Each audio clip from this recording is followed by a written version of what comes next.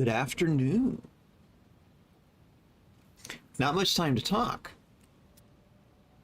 Something happened today. The largest batch of mods that I tend to use got updated this morning. And one of them, the modular load balancer, was one of them. And this changes the whole factory, like on a fundamental level. Because now, instead of relying on the base game splitters and mergers, I now have total load balancing in a modular form, which I will show you. But this also means we're going to need to blow up and change a lot of blueprints.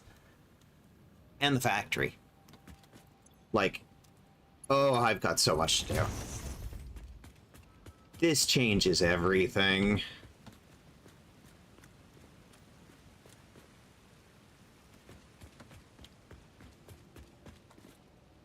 How's everybody doing?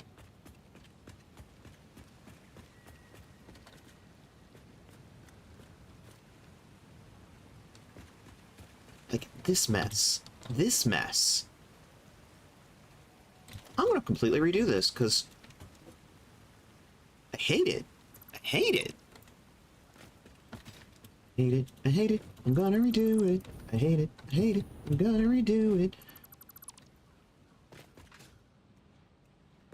Oops. No, don't want to deconstruct that.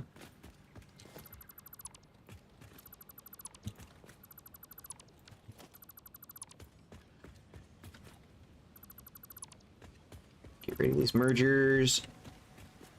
There's one little bit of Mark III belt left. Ugh.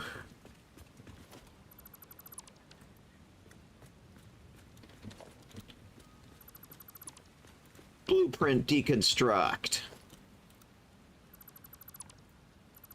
That is the old version of that blueprint. Need the new one. Now, let's see.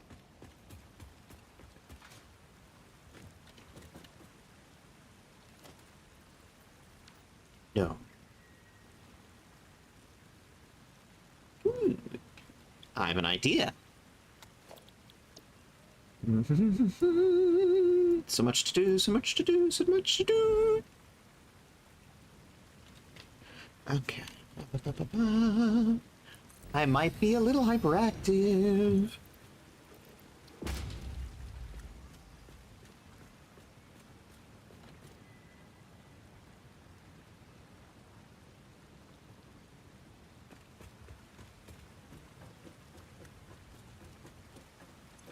Might be hyperfixating just a tiny bit.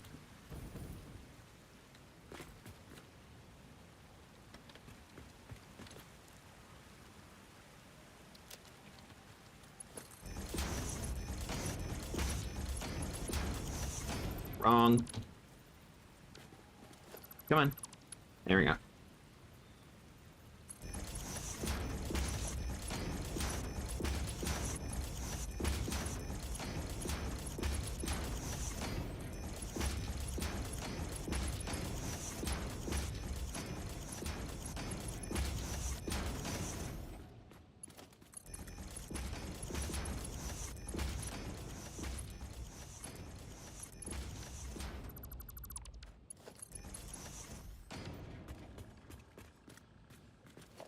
Well, that alignment was shit.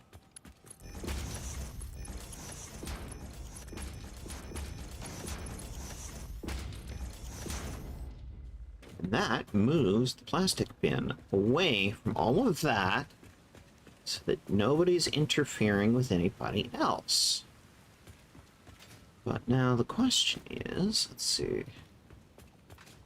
We have one plastic belt that was going this way, but was it actually feeding anything?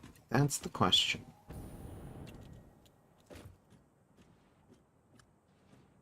Yeah, I don't think it was actually feeding anything. Like, I put it up, but then it just never got used. So it is a built, a bit that is doing nothing. Nothing. Not that one. That one's in use. Okay. This one, the one with plastic on it.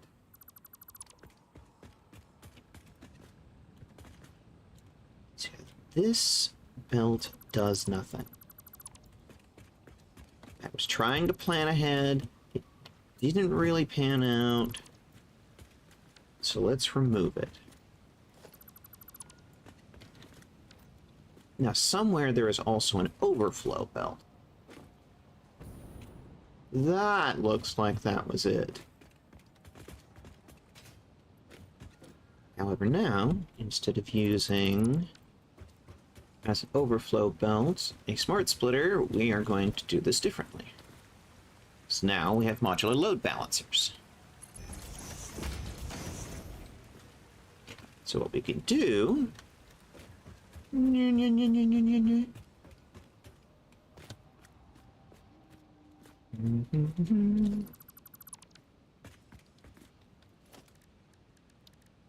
Modular load balancers. Okay. Overflow output module right there. And we're gonna put a lifty on it. Burp, burp, burp. Burp, burp, burp.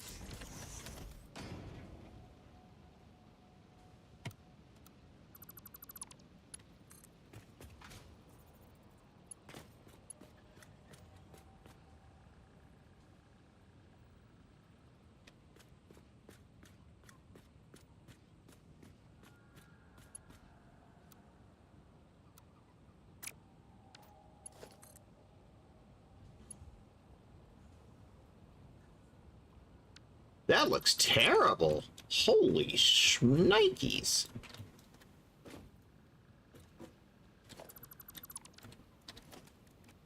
Okay. Output only overflow module. Put it backwards this way. Is that correct?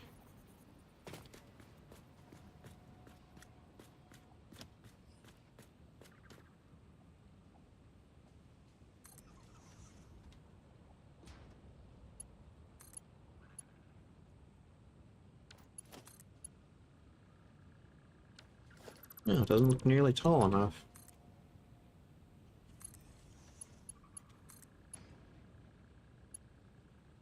Still not tall enough.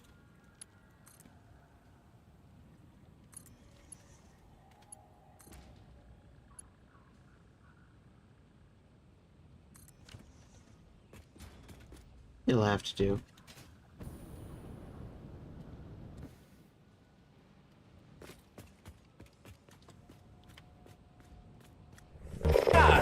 Hello, Gordon. Hello, Cat. Hello, Cat. How are you?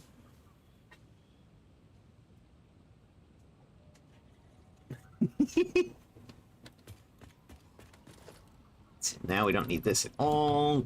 Completely remove it. Oh, and that one there. So much to clean up.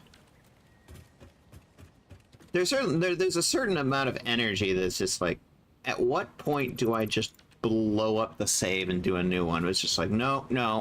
I put way too much work into this one. I don't want to do another start over. I'm just like, no. I'm gonna keep going with this save. I'm just gonna do some major cleanup work. Because I is good getting groceries. Ah, very good, very good.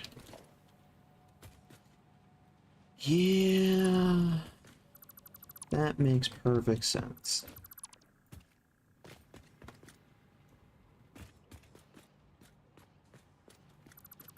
And I need to clean up this factory. Because now I have my modular load balancers, and this changes everything. Because now I can go back to doing mega builds and able to keep everything nice and load balanced and neat. Which makes me look at a lot of my factory construction so far and go, bleh, bleh. I hate it. I want to blow it up. Some of them I may blow up. Some of them I may just flat out remodel.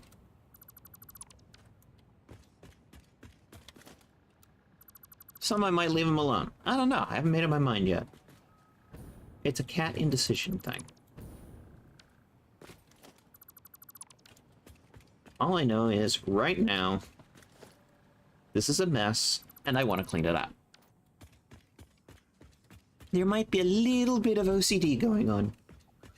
A little bit. It's Locktober, and she's locked in on redoing the layout. I mean, you're not wrong. You're not wrong. You're not wrong. This seems to have a lot of good room. It doesn't look like it's going to interfere or clip with anything. So we're going to see this blueprint. This blueprint right here, which is what I've been using for part storage this whole time, I've completely redone it. It now has load balancing on both the input and the output side. And this also guarantees that we're going to avoid that problem where the void storage is not getting any parts. Oh my. Grenades are fun for the whole family. Yes, indeed. One of my major issues before with the previous version of this blueprint, October, lol, was the industrial storage bin has two outputs, but the problem is it doesn't use the two outputs evenly or equally. If both are occupied, it'll sometimes just go whatever to one or the other output. And often that's the one on the top that feeds, or did feed, into the void storage. We ran into this problem yesterday with the rotors. It wasn't feeding, it was actively building rotors, but it wasn't putting them in the void storage. So I'm out there building a factory off in the Red Dune Sea, and none of the rotors were getting uploaded. Of course, someone with a puppy in their name brings that up. What?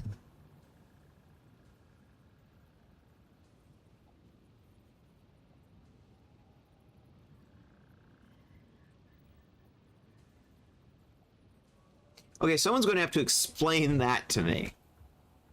What reference is going on here that I am missing? What has to do with Locktober grenades? Oh no, they're right. Okay, I believe you. And puppies. What does Locktober have to do with puppies? I don't understand!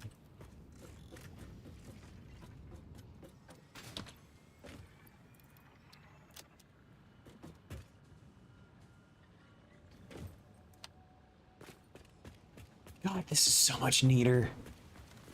Ooh. Rainbow Snow is here. Hello.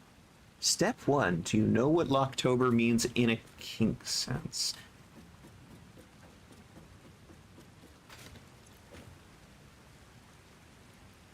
Only what I can glean from the name Locktober.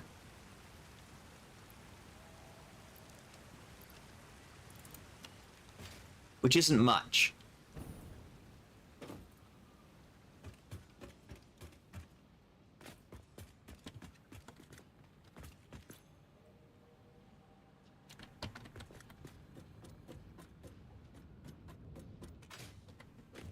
Okay, cutie.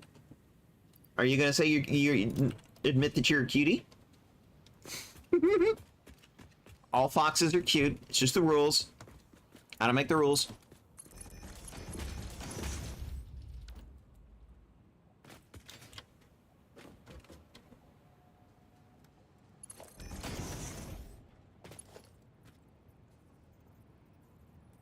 Ah. Now I understand what this has to do with puppies. Got it.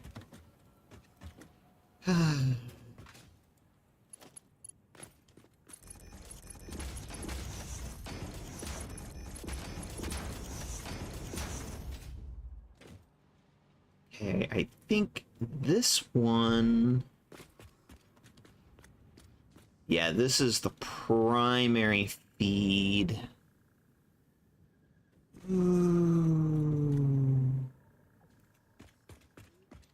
No, Rainbow Snow, you have to actually say it. Them's the rules.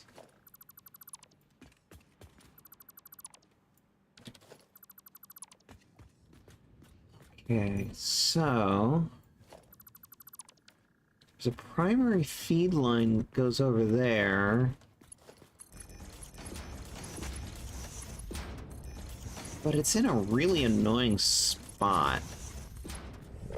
Approved! Oh.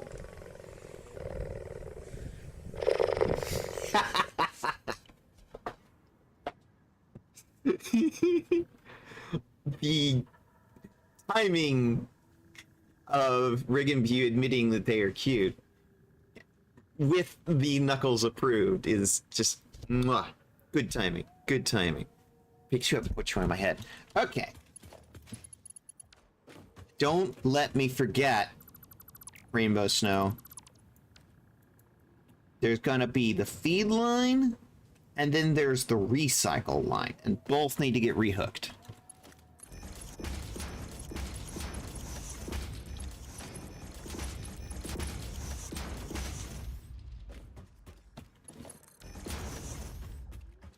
Okay.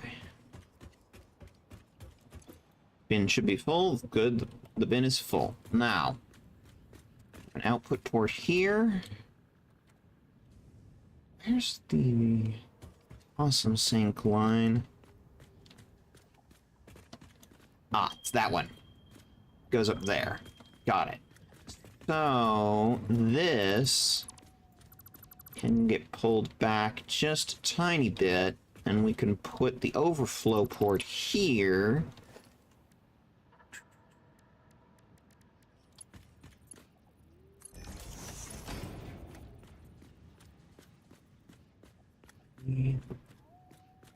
This is the overflow line.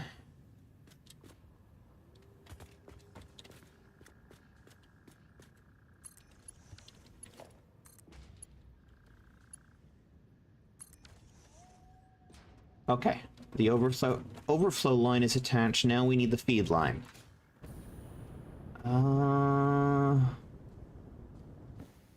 Yeah, you can see it. There's rubber there, but not on this side. Whoop. Okay, so what I want to do is completely redo this feed line. Whoop. Ooh.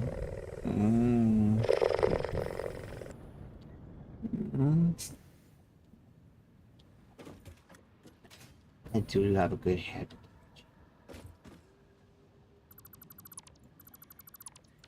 Okay. So there's a rubber feed there, there, there. Got it. Okay. God, I miss the hover pack.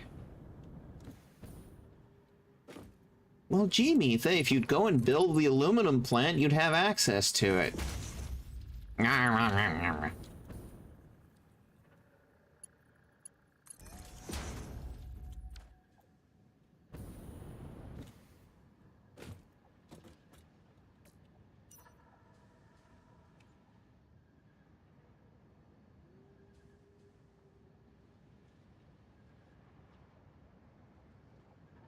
There you are. Okay.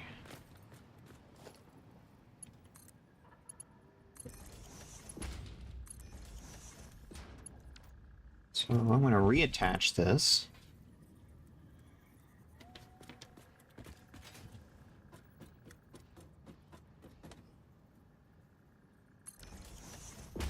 Neatly aligned.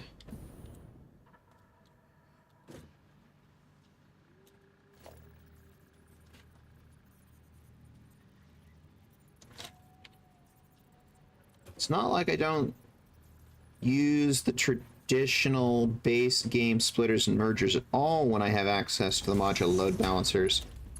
On the contrary, they still have their uses. Going on and off of belt stacks like this is a perfect use for them. My one problem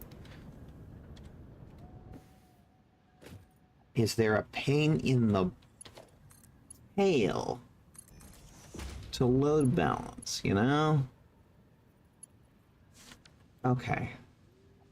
The rubber bin's over there.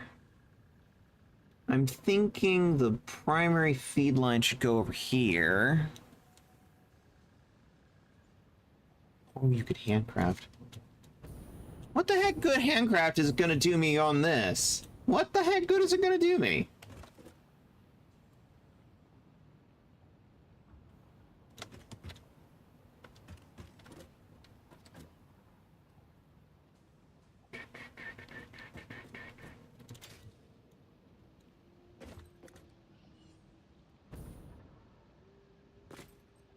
Oh, the jetpack. Well, that's not the issue.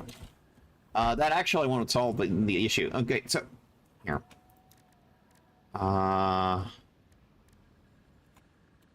Hover. Okay, first of all, it's not unlocked. It's not even a part that I have unlocked. I have to actually do the milestone to unlock it first, which is going to require finished aluminum sheets. Second of all, then at that point, actually making the hoverpack itself, well, because it's an equipment, it's going to be handcrafted, period. It's not, there's no recipe to do it en masse because it's a piece of equipment that goes on your back.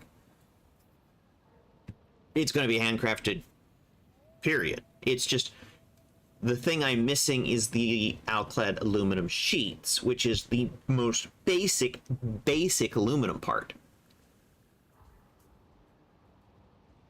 No, the problem right now is that I'm hyperfixating, OCDing about the layout of the factory, and I'm just like, nope, nope, nope, nope, nope, nope, nope, nope. I want to clean this up. It's a mess. I hate it.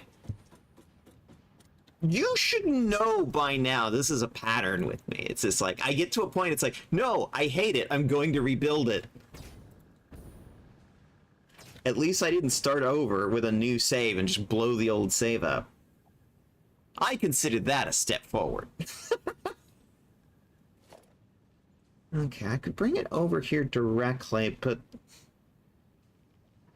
I don't want to do that.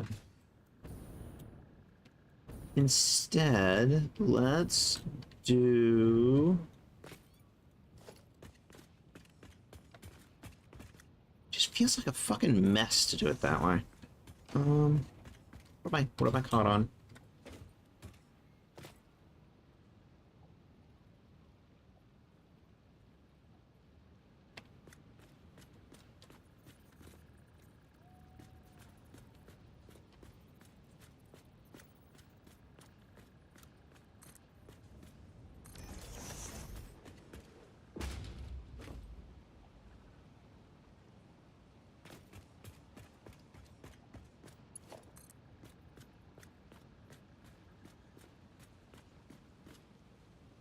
As long as you're having fun.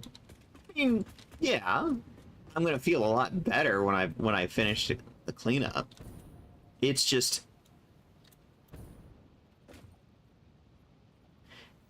one of the things that I've learned in dealing with my particular flavor of like autism is sometimes the idea that fighting the autistic impulse, you know, that's sort of what society has always taught us. Fight the autistic impulse because it's not normal, quote unquote. What if that's backwards and wrong and we shouldn't think that way? What if instead this is how the mind self-regulates and maybe sometimes let it do the thing? And the effective result of this is I feel better, I feel sharper, I'm more in focus, I feel like I'm actually in control of what's going on, I don't feel quite as overwhelmed or like burned out, overstimulated. If that makes any sense. I do have comfy hat. It's very fuzzy. It's covered in fur.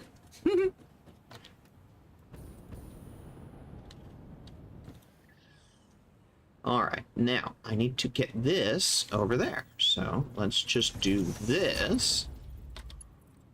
Bloop, bloop.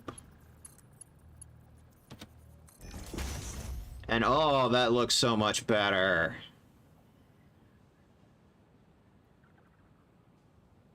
See, I like that much better than the way it was set up before. I mean, if I don't pun, cop.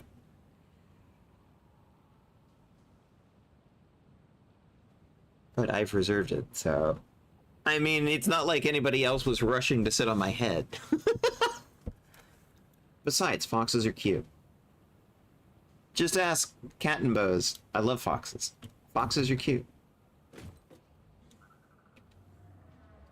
Alright. Like that. We reattach the overflow line.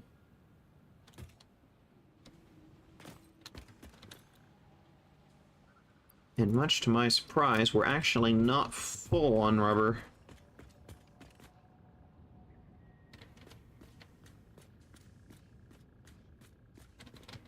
But we do seem to be producing, so I'm not going to worry about it too much right now. If I don't fight the autistic urges, I punch a cop. See, that's kind of where the problem that I have. It's like, I'm not a violent person by nature. I pretty much just am violent in video games.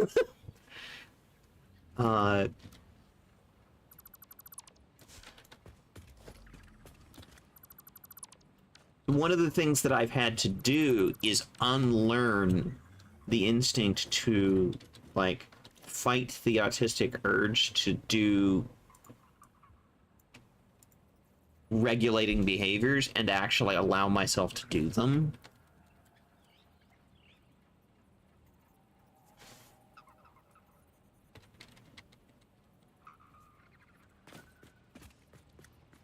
Oh, wow.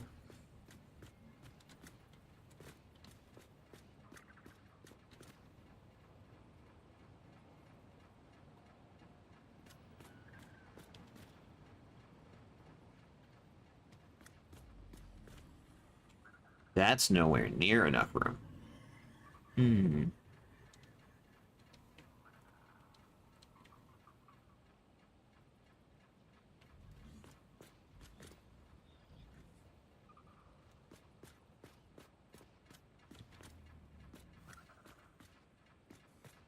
The problem is this blueprint is much bigger than the older one. Hmm.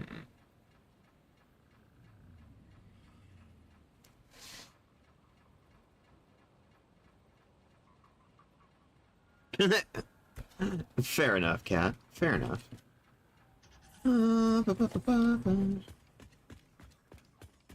I mean, that does sound like the sort of thing she would say.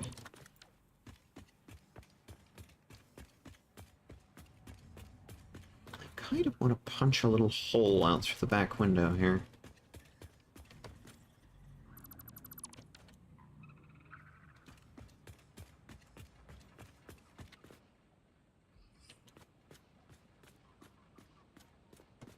I'm half tempted to just redo this entire thing.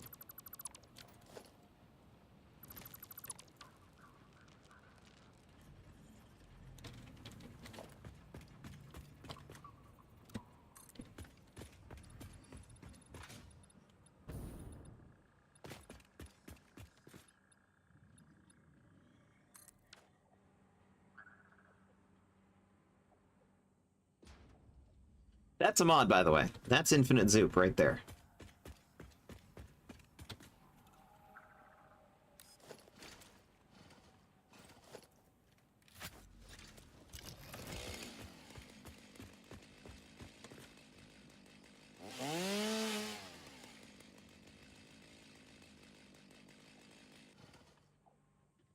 Thousand leaves?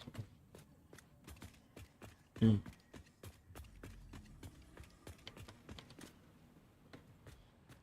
Okay. So what I want to do here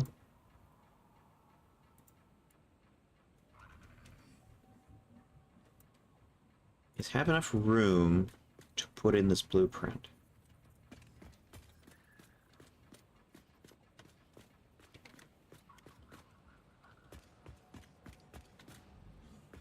And keep it aligned up with these splitters here.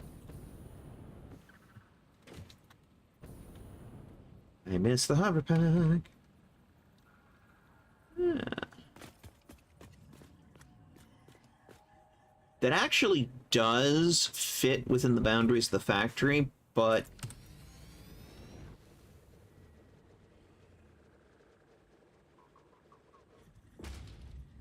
it's the insertion merger that's gonna bleed slightly outside the factory. Like that. That's why I punched out the wall.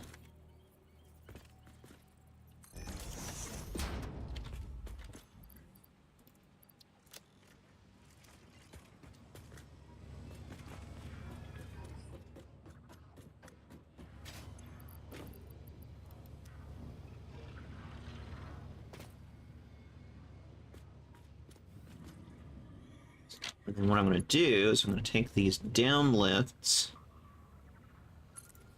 turn them towards the back, and then feed them in this way.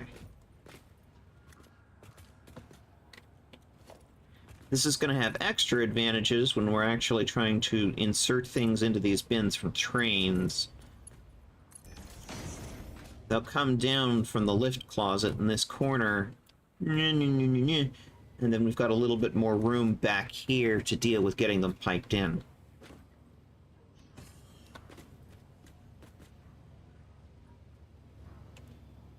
And I think in the future, I would be well served to make sure I've got like at least 3 to 4 full foundations, and anywhere I'm doing part storage. Just from the ground up in the factory build, you know? Ooh. Hello. A hydrate. Okay. One moment. Where's my coffee mug? That's not my coffee mug. There we go.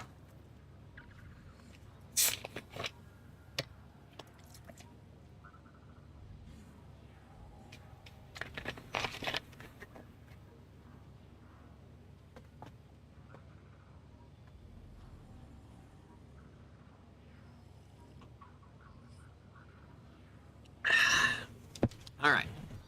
Hydrate is done.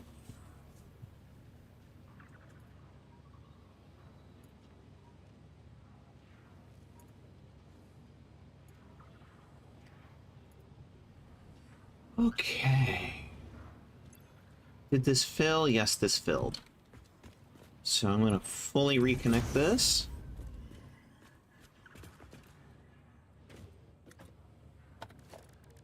Now that we have infinite zoop, I can do silly and ridiculous things with walls instead of blueprinting them. Like...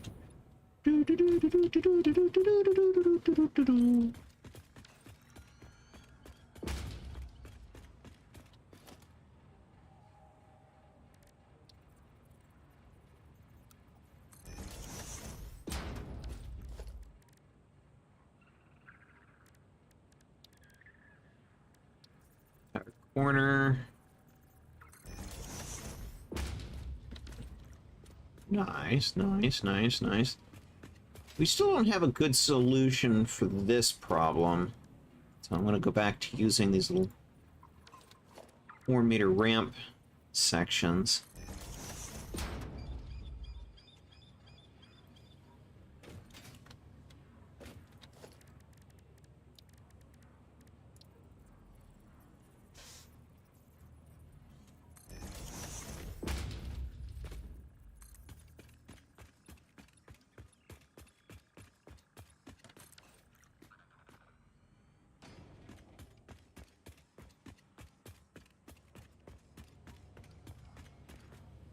There's one thing I have to do, which is to take this and reconnect it here. That looks stupid!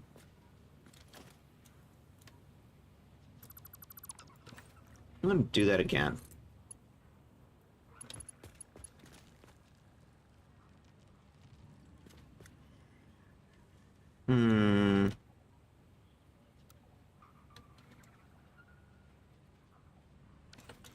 don't like it. No. Take that one out. Redo that one. Redo that one.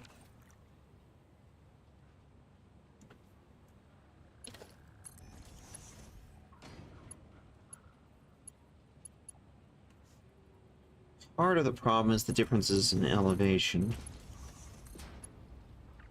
Yeah, okay, yeah, that looks hundo% better.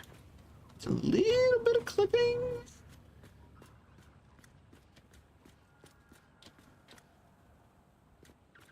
Which I don't feel super great about, but space is tight here. And I have so many more of these to go. I'm a takeoff for now. Hugs, you're at the store. Okay, yeah. You take care of what you need to take care of. I'm still hyperfixating. Whee!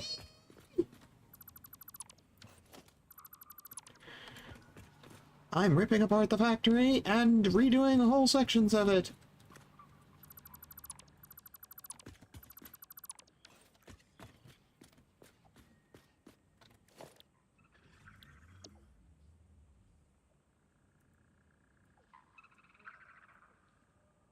In fact, why don't I just put this on my hotbar?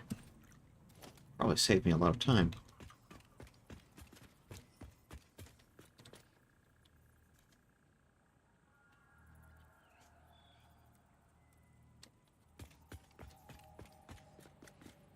Have alignment? We have alignment? Yes.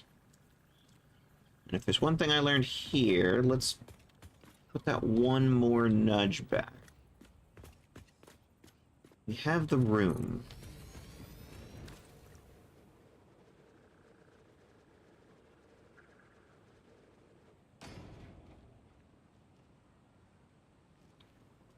Okay.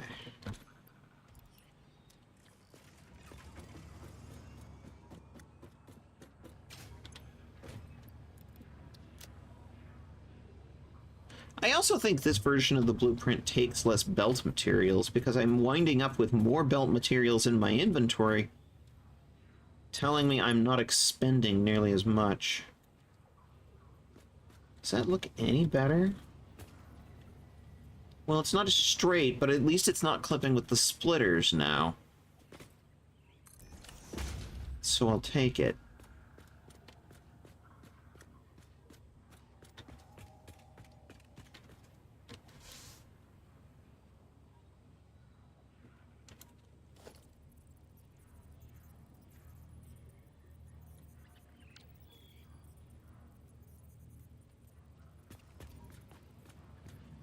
And yes, this is just going to be the theme today.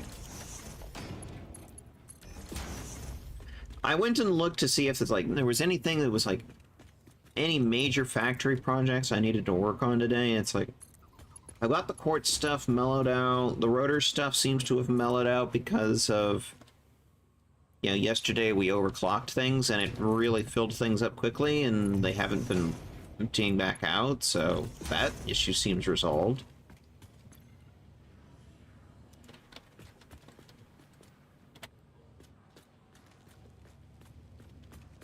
And Insert Digby updated everything, and I'm like, nope, this is what I'm doing today. This is what I'm doing today because... my OCD flared up. Insert distressed cat noises.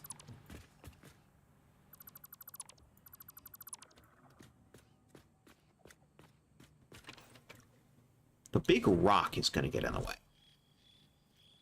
And I can't blow that up with a stick of dynamite. Unfortunately.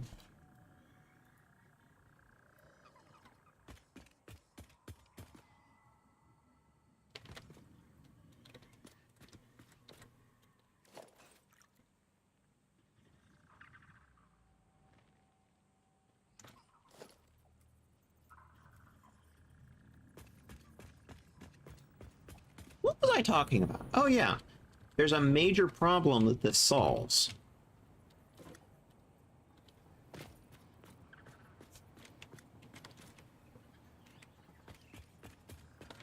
because the industrial storage bin does not exit parts equally,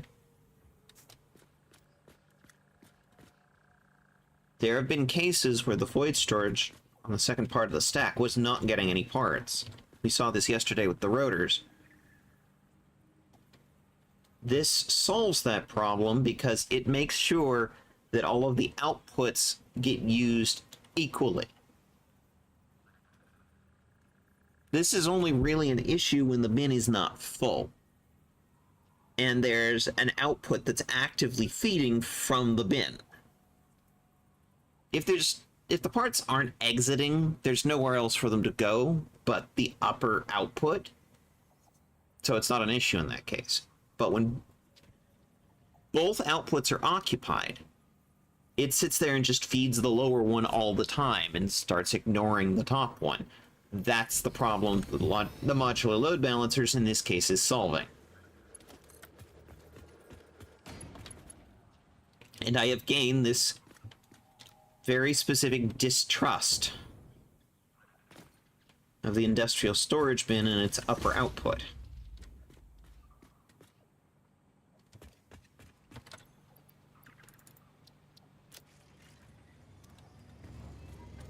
This bin was not full to begin with. So there's distinct likelihood that it was not feeding properly.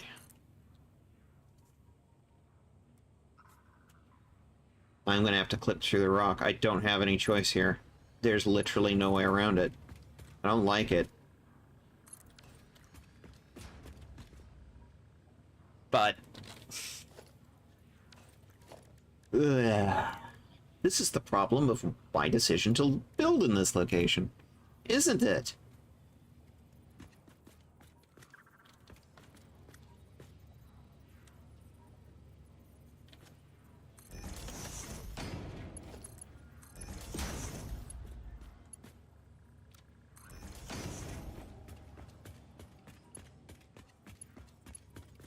Yeah.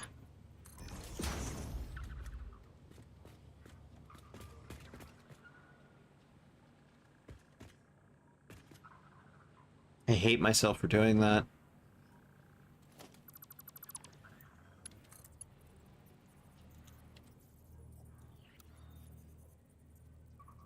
I can mitigate it somewhat by turning straight mode off.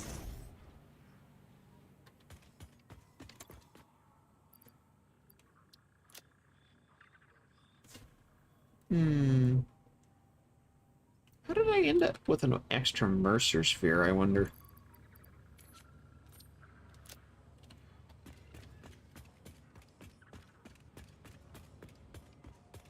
I should be reinstalling the same number that I'm removing. Whatever. Yeah, you see, these ones are just clipping through these stone shelf bits. Yeah, this is me right up against a natural wall. That's clipping. I hate that.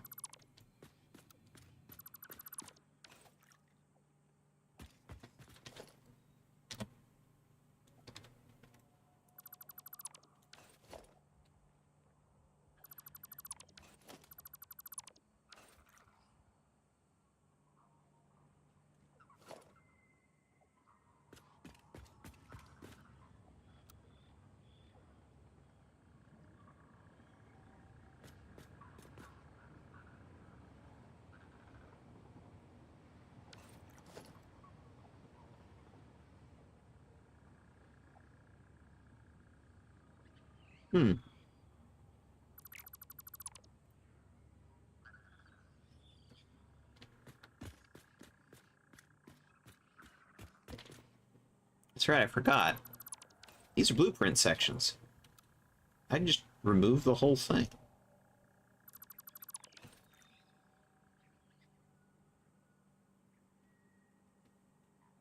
Why is that slug just floating in midair?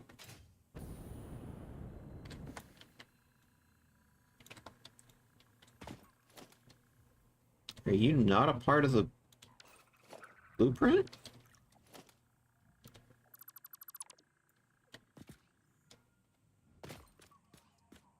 guess not. What the heck happened here? Why are you... You were obviously on a tree at one point, but the tree, for some reason, doesn't exist anymore.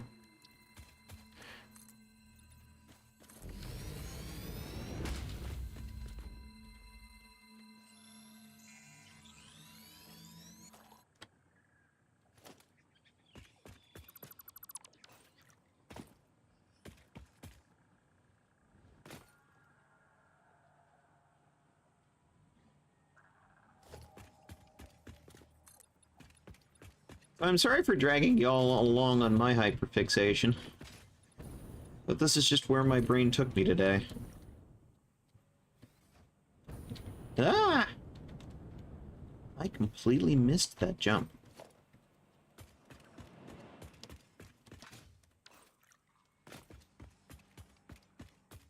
Now, admittedly, I don't really need to do the whole void storage thing with space elevator parts, because with the exception of nuclear pasta, none of these things are usable in building anything with the build gun. They're not building parts. And they're not weapons or things or consumables that I would sit there and reload in the gun constantly. So it's like, not really a point in uploading them to void storage. At least that I've been able to determine.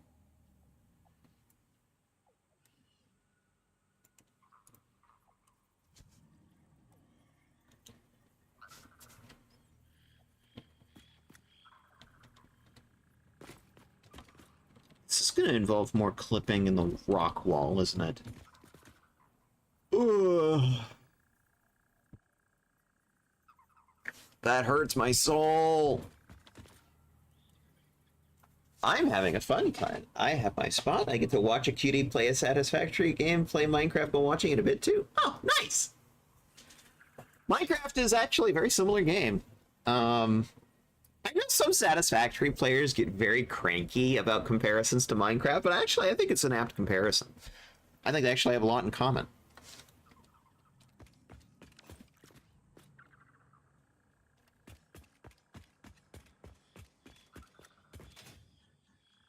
Besides just being building games, besides that, they're also like very sort of chill games, you know? But also they require a bit of thinking from time to time. I'm personally not a big fan of Minecraft myself, but I respect Minecraft.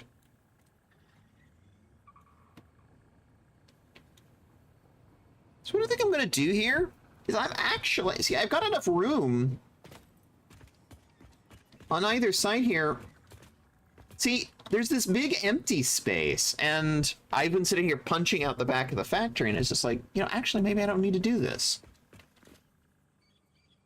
Maybe it's time to start thinking a little more two-dimensionally. Turn it 90 degrees. Keep the wall of the factory intact.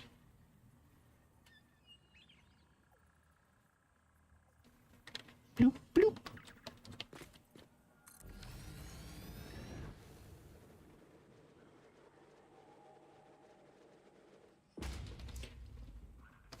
One minor correction.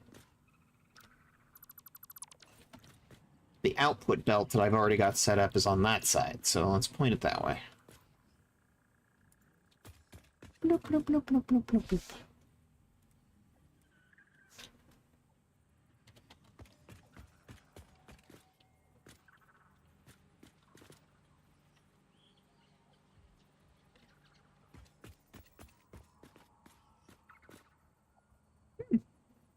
Actually, I think that worked better.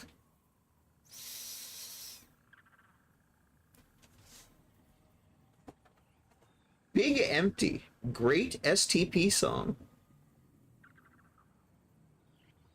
Don't be like Khan, think in 3D. Thank you, Star Tiger. for the Star Trek reference. I mean, to be fair, is this not a 3D environment we're building in? I mean, really?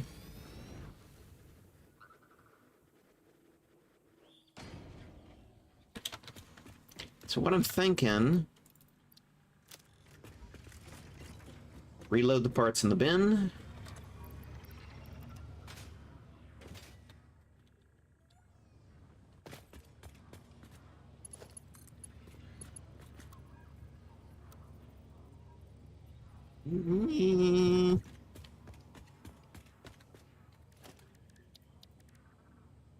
I'm gonna make this work.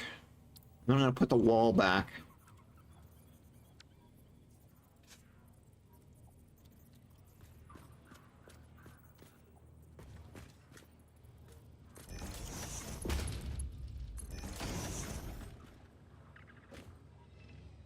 What I'm thinking, this guy insert there, and then this guy, who unfortunately has to clip through the damn rock because I can't blow it up.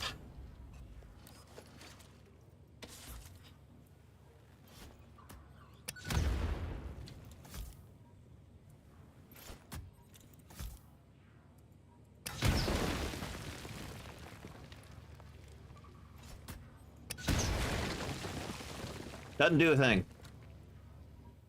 Haven't watched Star Trek? Oh, well. One of these days, we're going to need to figure out a way to do movie nights. No. Wrong button. Okay, let's do this. Come on, attach. Bollocks. There we go. That's what I'm going for.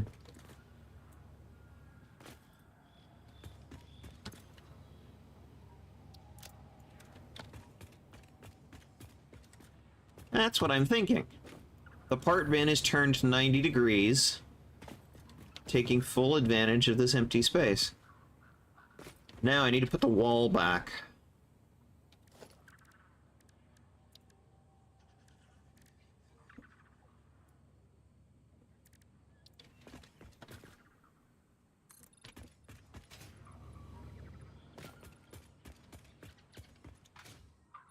Okay, the existing wall ends.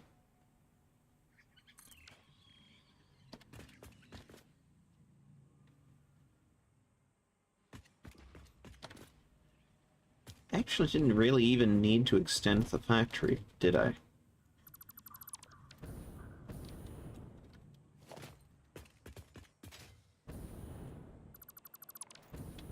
Need to think fourth dimensionally. Thanks, Doc.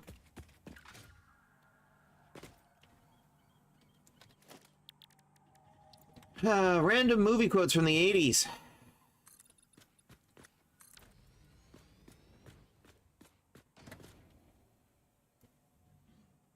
Okay.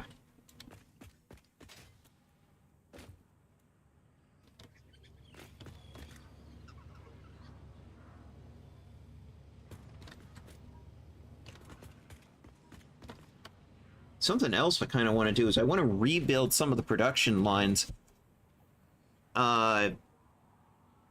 Like the quick-wire one. There's got to be a way to make it more efficient now that we've got better load balancing.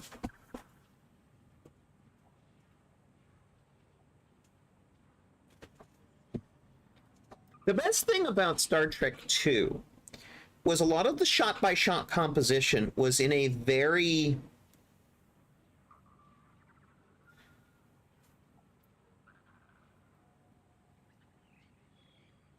cinematic style.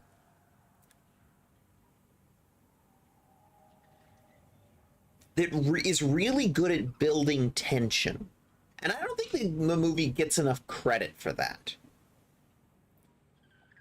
There's a lot of the shot-by-shot composition in that movie that is just mwah. Chef's kiss.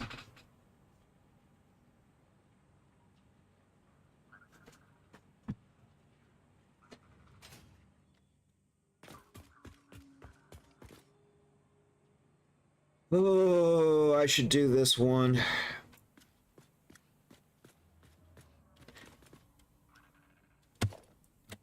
Because these fluctuators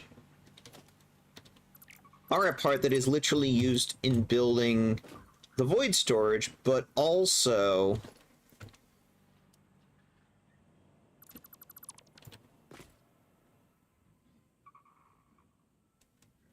actually, I don't think the fluctuators are used in building anything else.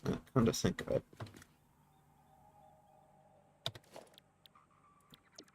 So I'm not too worried about the output on this one, but I definitely want to make sure that I have access to it. So let's, I think, sort of stick down here. I have lots of room to work with on this side.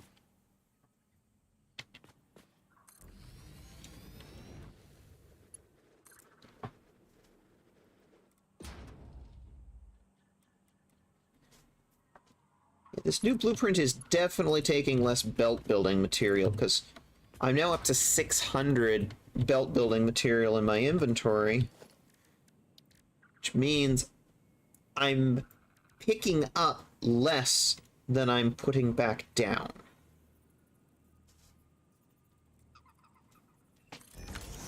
I don't really feel like I need to redo the lists on this one, because I can just do that.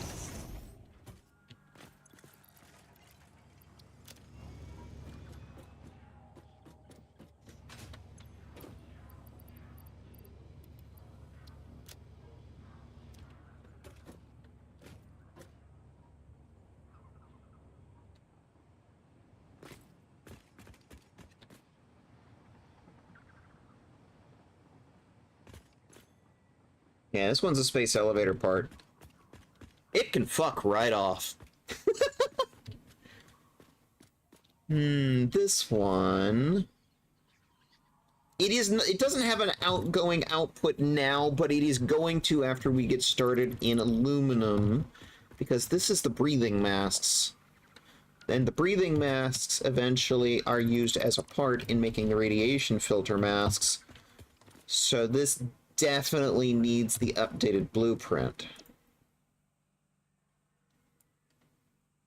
Because the last thing I need is to get stuck out in the wild, out of mass, and because part storage is not giving me new ones.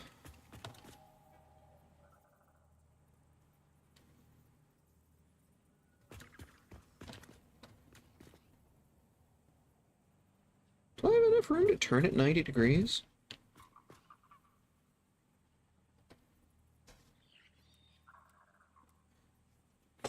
Fully utilizing the 3D space. What if I put the radiation filter masks just on the next one down and faced it that way? I'm clearly overthinking this, because it's just like, I'm going to keep going down this row, so just turn it to this way, feed it from that side.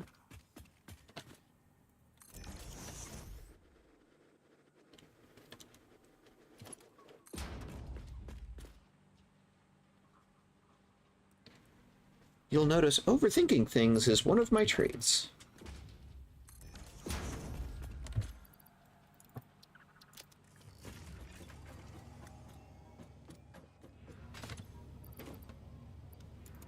I'm actually going to keep 50 of those in my inventory.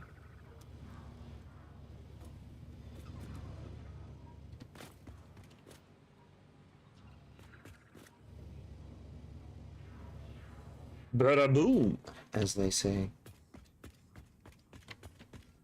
Alright, some more cleanup that I was going to do, not related to part bins, is this shit. This spaghetti right here.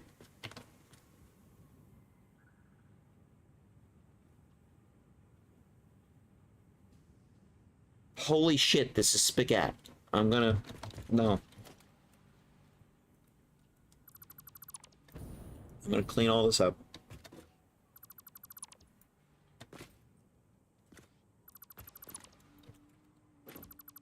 You cannot tell me this isn't spaghetti. It is absolutely spaghetti.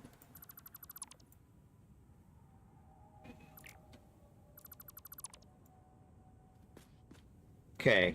Rainbow Snow, remind me that there's a part output here that will need to get fed.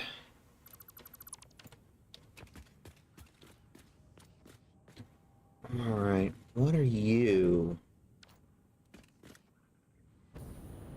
Was ist das?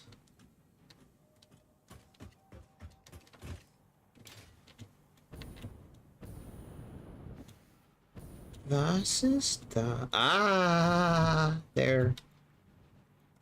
That's the cable return line. Okay, got it. Every once in a while, you need to do some cable tracing. Both in Satisfactory and in data center management. Okay, so yeah, that's the return line right there. That goes to the cable bin. And this one is the feed source. That's the return. Got it. Alright. Makes sense. It's sort of logical, so sort of the way I would do it.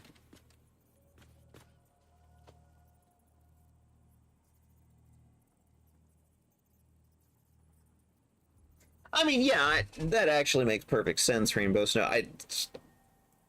I'm not as big a movie person as I used to be. Smells like spaghetti, making me remember I am a tiny fox, may not have much RAM. Yeah. That's understandable.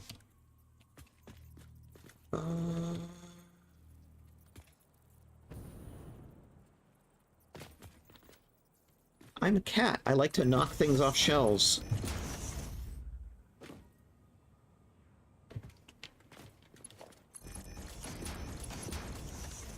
No.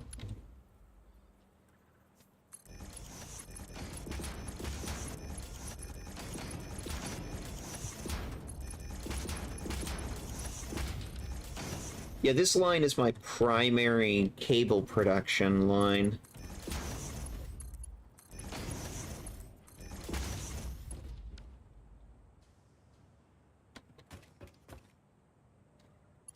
So let's just take this and go down with a simple lift.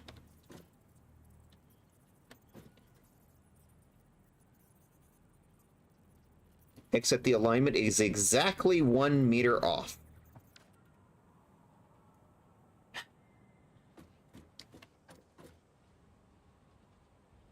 New plan! Getting rid of this belt stack.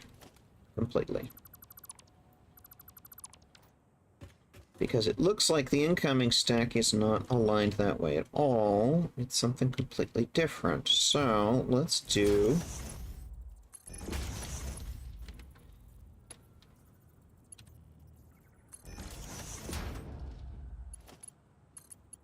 Note, I'm putting in a straight-through modular load balancer bin there. Because not only are we feeding off this copper wire line, but if you recall, just a minute ago, I said to Rainbow Snow, don't let me forget this outgoing part line. So, this output line, it's going to go on the other side of that. Let's see how my alignment did. Gross.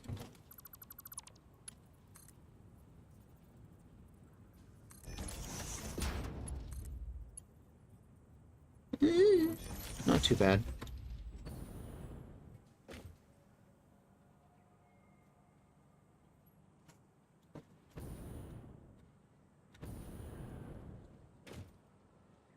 There we go. That's one of the handy things about the straight-through piece, is we're still drawing from the same source line.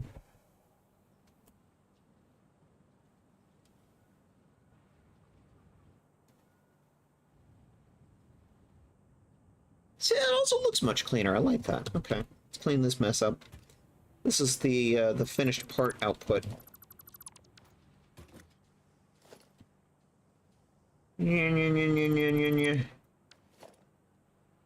Remind me I should do the Petrocoke next.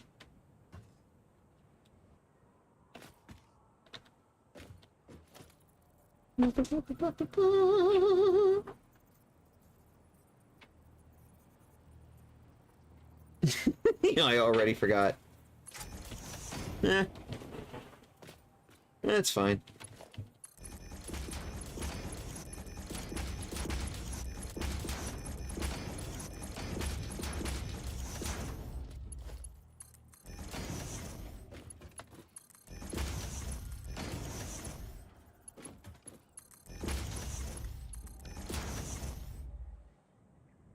Okay, now there should be a belt over there.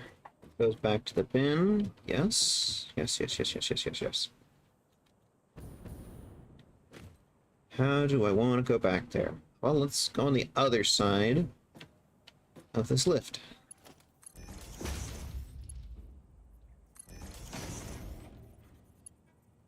Come on.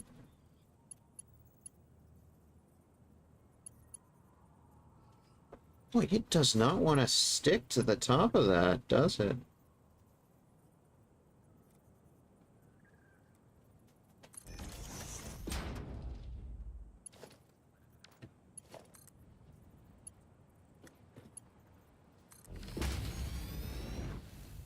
There we go. That's our finished part return belt.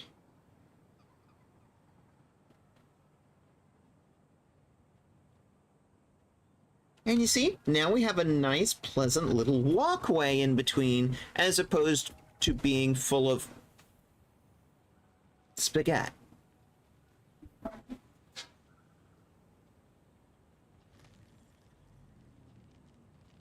It's fire dry.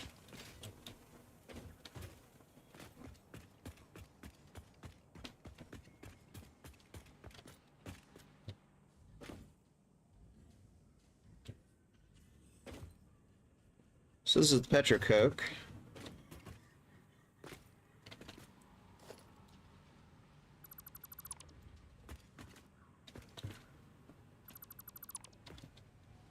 What?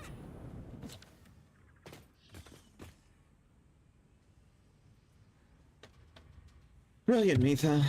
Brilliant. You deconstructed a bit of the floor that you were standing on. Well done.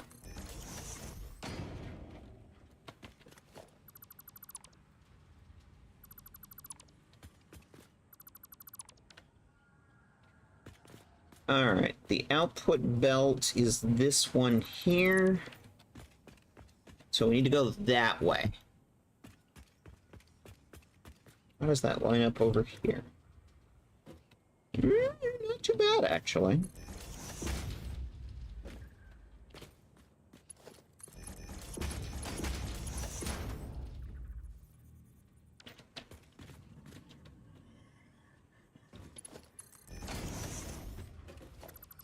Why?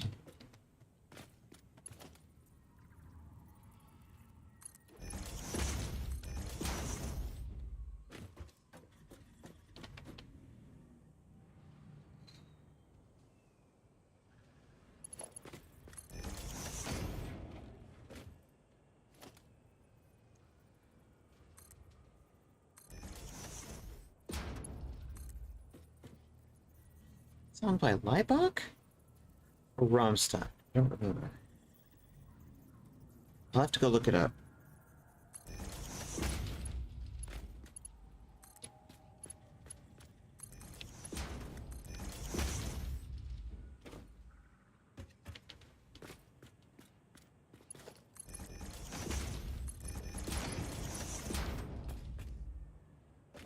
Oh. Forgot about one. So that was a miscount. 2, 3, 4.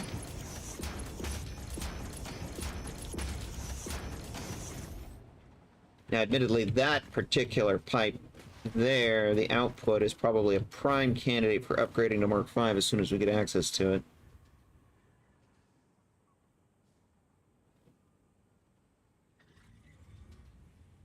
Much neater.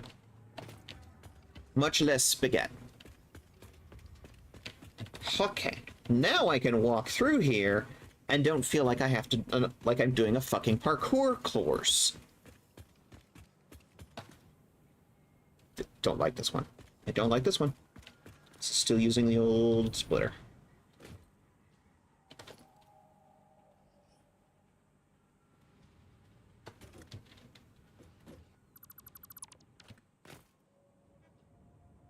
I couldn't turn those inward.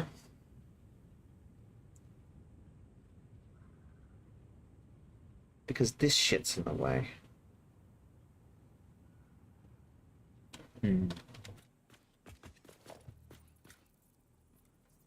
Follow me, and you'll be on a path of... Well, let's be honest, pure OCD.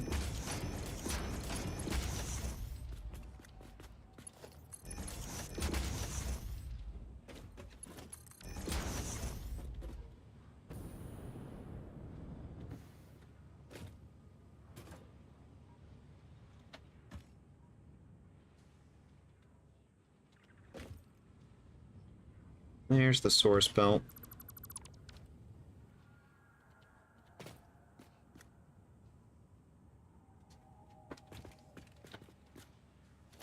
Let's not do it that way.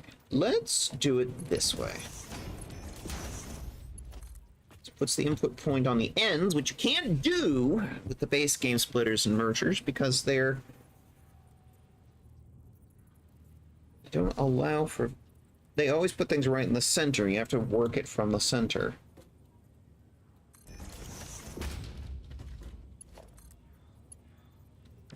Nope.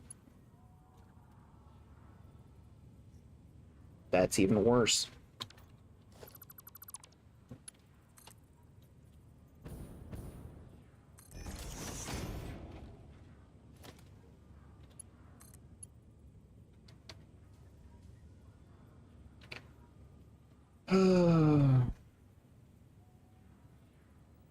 Of course it's doing that because I lined it up perfectly with the belt that it's clipping into. This wasn't such a great idea after all. Wrong. Which means either I clip it through the modular load balance... No. A modular frame belt, or...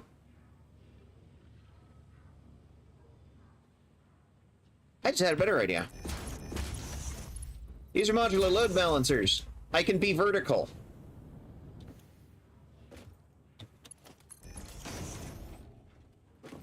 Can't do this with base game splitters and mergers. They're entirely two-dimensional.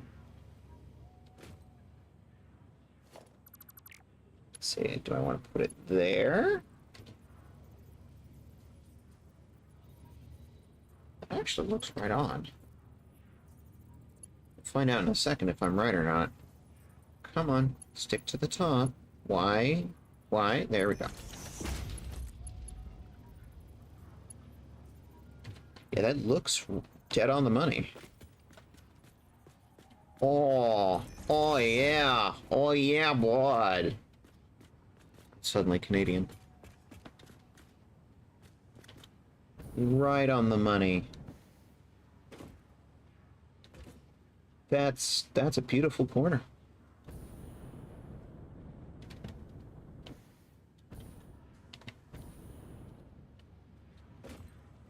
I don't like that. What's going on here?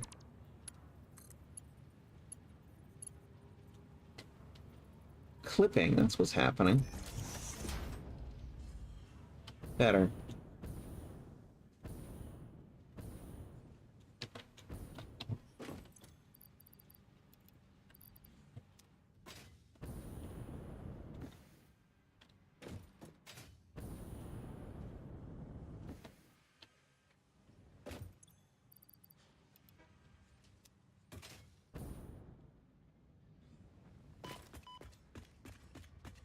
Okay. I'm a little happier now.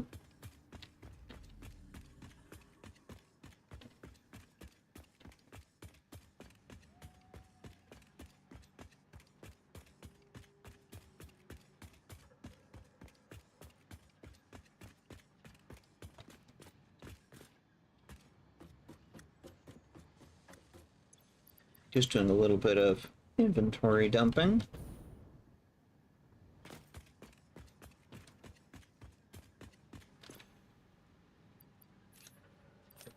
Restocking.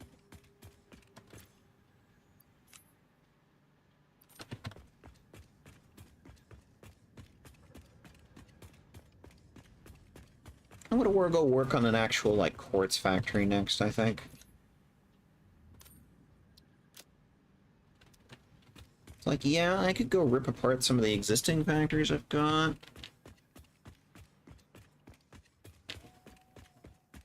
But I can do that off-screen. It's boring. Let's build something new.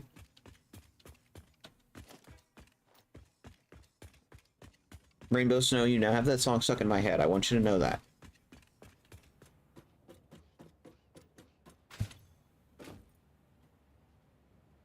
I'm gonna look that up. 1 second.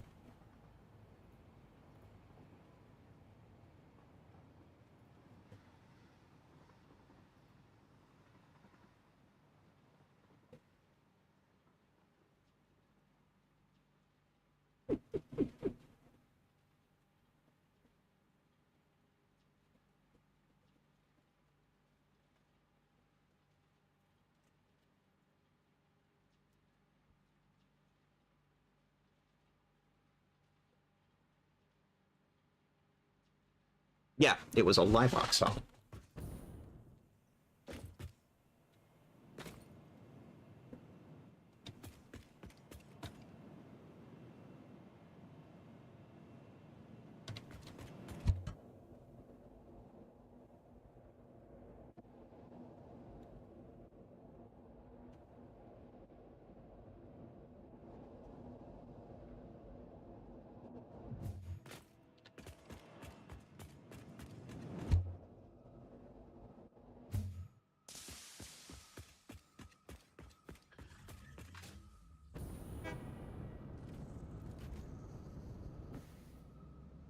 This is the EIB and Stator Mill.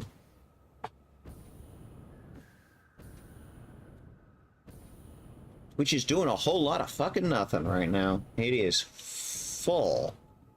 It is hella full. Every single belt is occupado. It is saturated. Wow.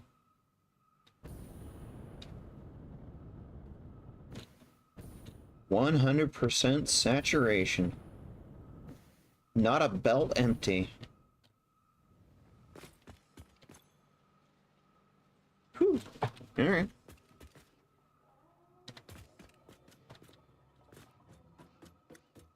I'm not gonna need these for a while. Put them in the overflow bin. Now, over here, on the far end of this factory,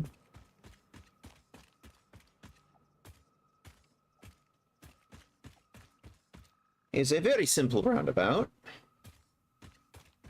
the type of which I've built 100 times before. But there is also a line going off towards the mountain, or more specifically, a cave in the mountain. Oh, hi.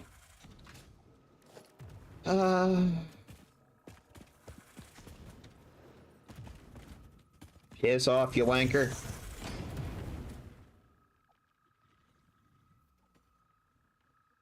Now, are we going to think about our words and deeds for a minute?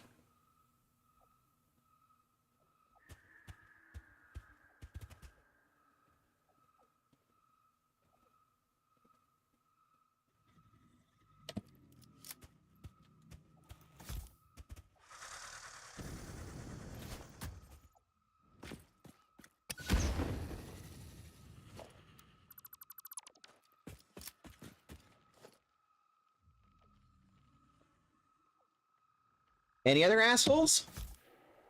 Frank? Is that you?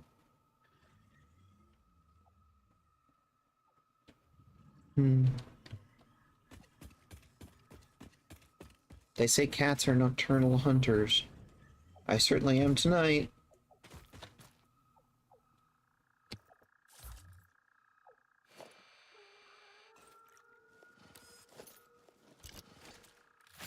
Done.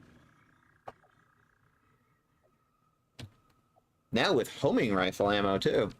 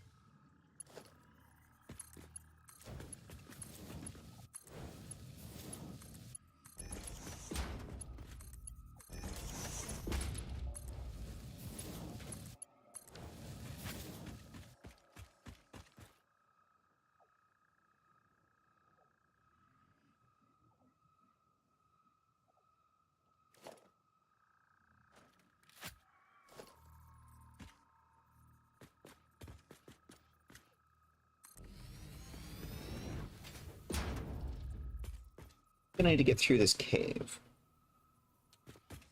Come on. I'm gonna need to turn, aren't I? Yeah, I feel like that's about a 2-3 degree turn.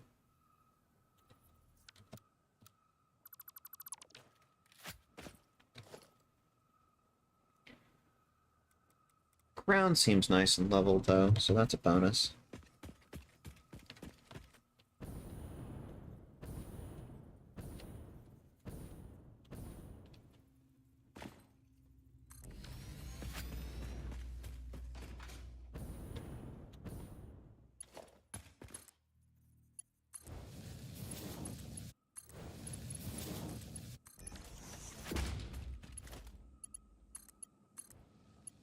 Nice, big, sweeping, gentle curves.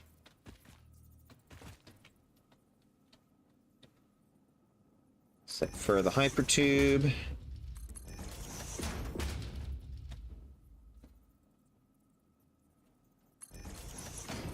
Which doesn't really do the spline thing too well. Oh, one question about... Using the jetpack or chainsaw, can you change between fuel sources? So, jetpack, yes. I take a look at the jetpack. Jetpack. There's a little gear on it. Click the gear. Preferred fuel. I currently have it set to packaged liquid biofuel, the best fuel type in the game. Why? Because it burns slowly. Doesn't move very fast, but if you're just trying to hover and look at something that you're building, best fuel type. Packaged fuel is basically normal behavior. Solid biofuel is sort of substandard. It's intended as like, you can use this, but it's not recommended. You know, before you have packaged fuels automated, essentially. And then there's turbo fuel if you like lots of boost. If you're trying to get up somewhere very vertical. That said, if you're up real high and you run out of fuel, and it will run out quickly, hope you got a parachute. Otherwise, you're going to go splat.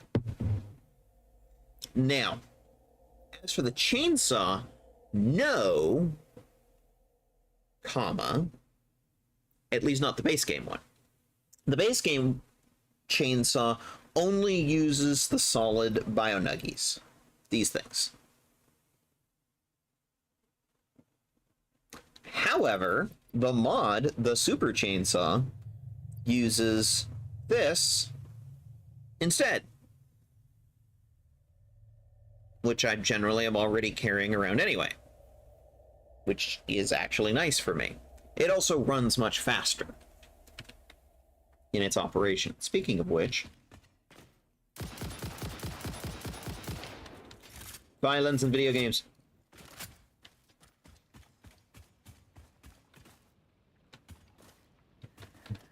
Feline Hunter.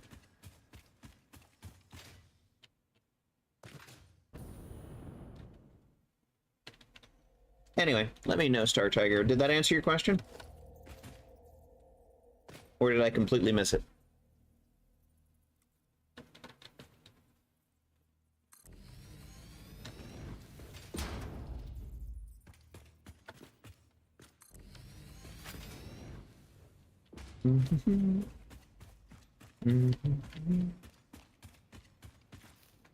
Dun, dun, dun, dun, dun, dun, dun, dun, dun, dun, dun, dun, dun, dun.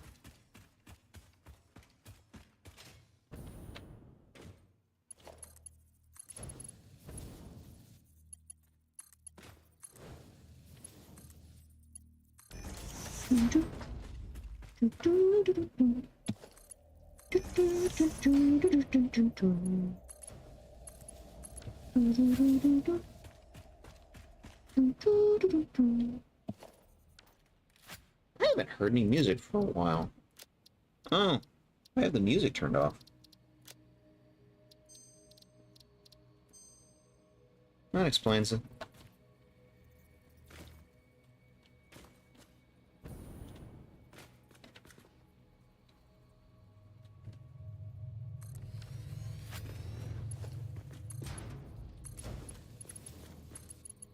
I'm in a cave, motherfuckers.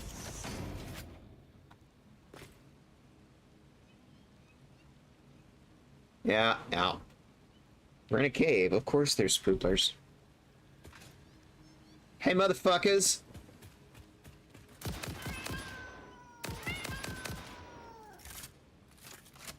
Does anybody else want to play?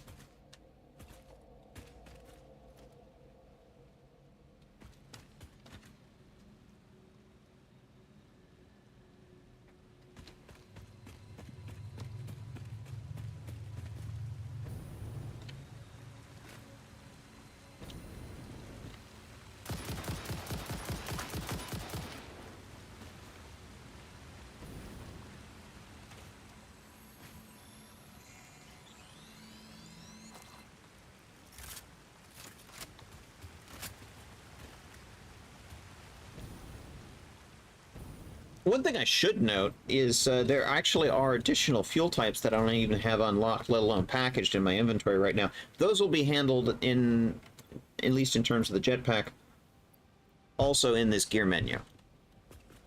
The chainsaw, of course, you know, he's dumb. It only understands one fuel type. Where's my... There we go.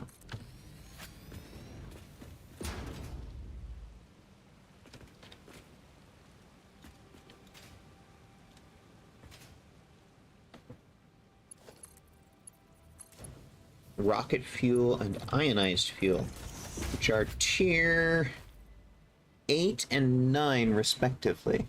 Yes, on jetpacks. I thought I read somewhere that the 1.0 chainsaw allowed for liquid fuel. No, I haven't read that. That would be nice, especially if it had improved performance if you did so, but no, that's not something I've ever read. Just the jetpack. If you can find a source on that, I would be very interested to know how you're supposed to change out the fuel type, but there's no gear on it for changing fuel types. That's actually part of the appeal of the Super Chainsaw, is that it uses the liquid fuel type.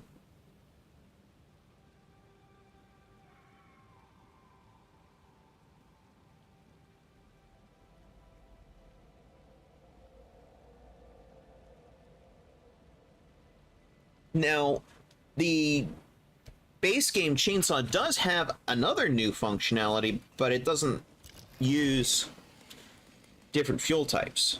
This is the base game Chainsaw.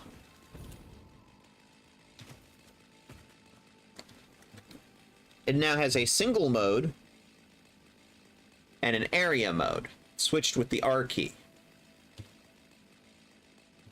In case you want to chainsaw one thing or a small area of things. Now, of course, the major advantage of the Super Chainsaw is it does a huge area. But it also has the single mode. You know, if you want to chain something quickly,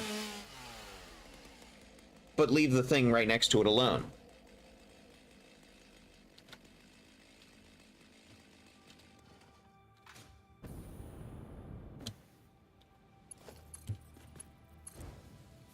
Still debating if I want to keep playing with vanilla in 1.0 or add mods like modular load balancing. So,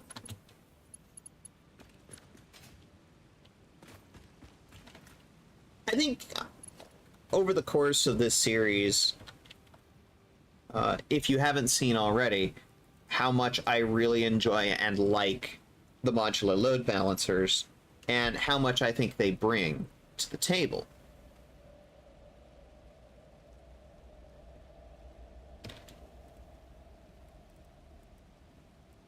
And I mean, they're neater. They take up less space. They're much more versatile.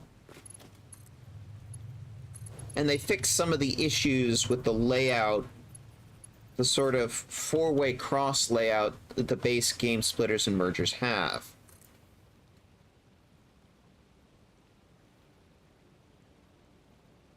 And pretty much every factory I build going forward is going to be just predominantly modular load balanced. I can go back to doing like 100, 200, 300 parts a minute factories, huge layouts, because now I have access to the built-in load balancing functionality. And you better believe the rest of this series is going to absolutely be that. When I go back and redo the EIB factory, the modular frame factory, the stator factory that we've already built so far, I'm going to redo them in such a way that they're going to have a much higher capacity because of the modular load balancers. They're also going to take up less space. The one trap to not get trapped in, though, is modular load balancers are not belts. They are splitters and mergers. Why do you do the dips and the hypertubes? Ah, that's a good question. You're talking about this. Oh, actually, I didn't intend that to go clipping through the floor. That was not intended. So, let me pull this out, and I'll show you something. So, if I go direct between these 2 points, what do you notice? I'll give you a second.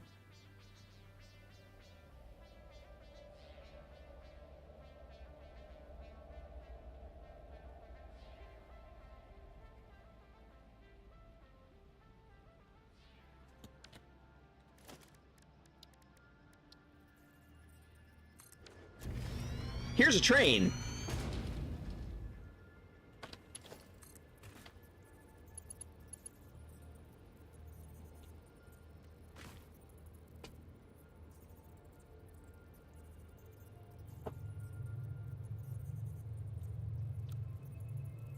Auto 2D noodle.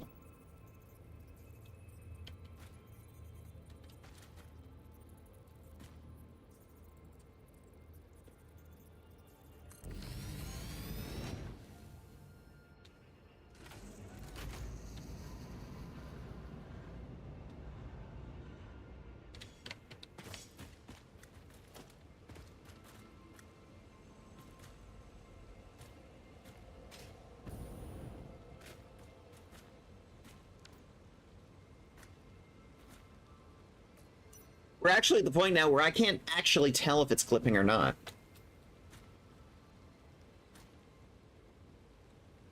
But it's right next to it. it could be clipping. Yeah, Noodle's actually a pretty good way to solve this issue. And in the end, it doesn't affect the functionality of them either way. But even with Noodle, yeah, it still does cause clipping on curves. That's why I dip it below. That way it's just, there's no chance of clipping. That's the general idea. And meow to you too, Aurora. Nice to see you. Nice you're here. I'm sitting here talking to Star Tiger. We're talking about clipping issues. Star Tiger's asking questions, and I invite this. I fully invite this. But yeah, that's why I do the dip. Just to try and completely avoid any chance of clipping.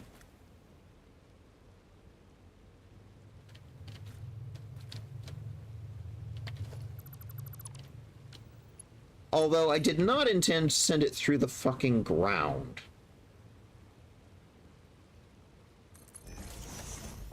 That was unintended. But you see, this way it's underneath. I know it's not going to clip with the train.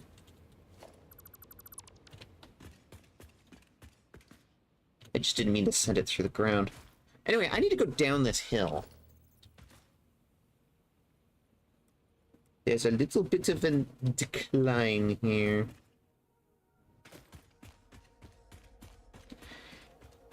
As opposed to a very empty area where I could just easily build a ramp. This, in the cave, it's harder because of the restrictions and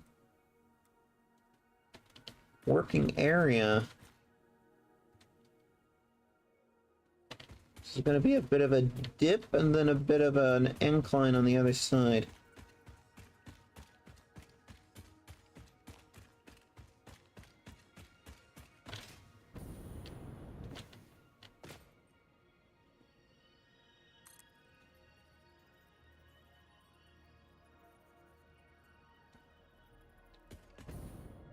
That looks like it's a bit too far away. So let's put another segment on it.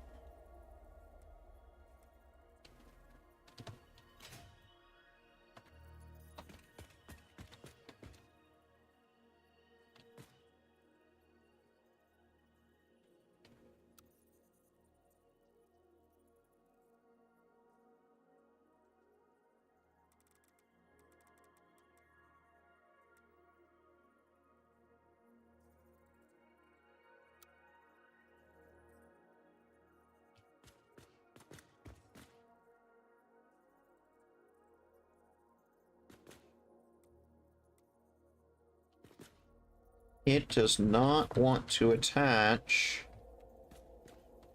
to the end there. That's why I have this.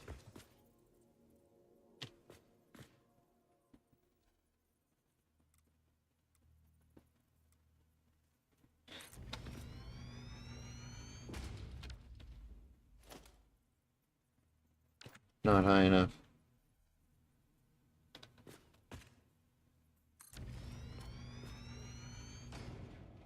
It's literally just a blueprint with a whole bunch of, like, foundations as a series of spacers.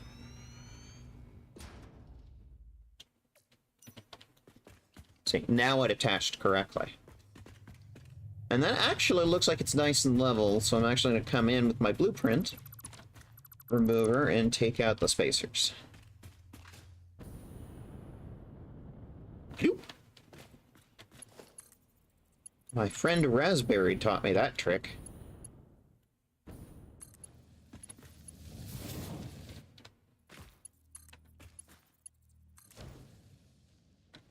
There's actually a little bit of clipping on the end there. I'm actually going to take out the last little bit of that blueprint.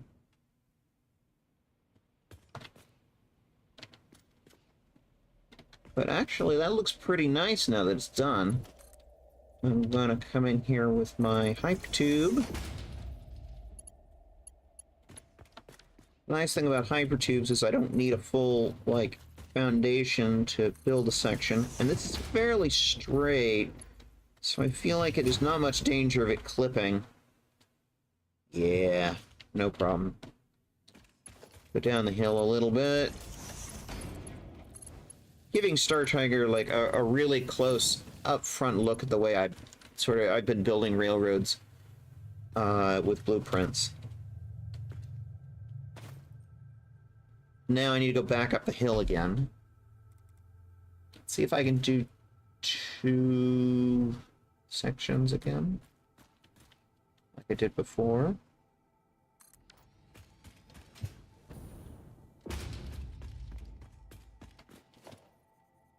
I'm gonna be glad when I get out of here and I've got actual light to work with. And once again, I'm running into the problem of it won't attach, so... Get out my spacer. Come on. Why won't you stack on top? There, I had it for a second.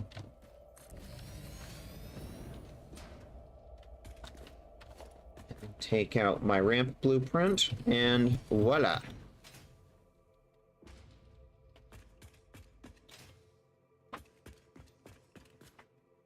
We could actually, I think, even go up another segment.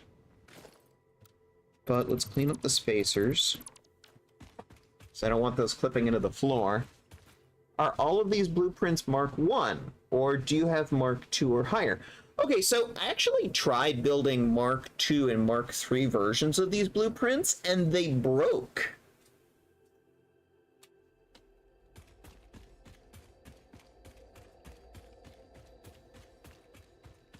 Here, let me show you something. Out here in the daylight where... Sorry, I need to...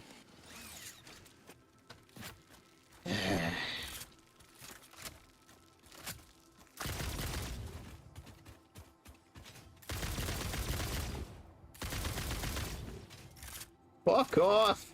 I was trying to do a tech demo. Anyway. Okay. So let's look at the spacer real quick.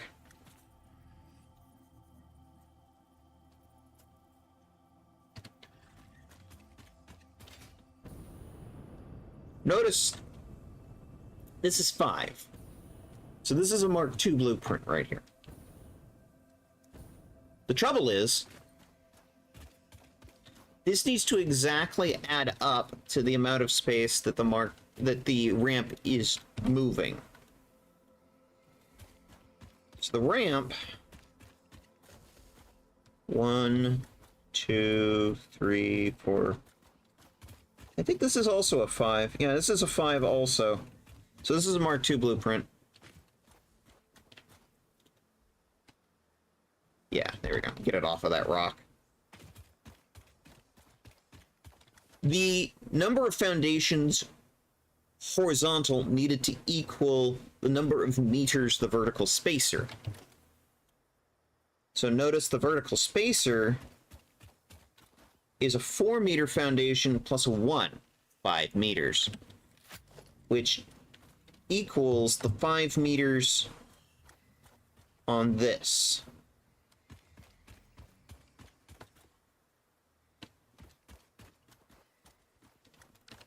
I tried doing this with a Mark 6 and it didn't, and I remember it didn't work.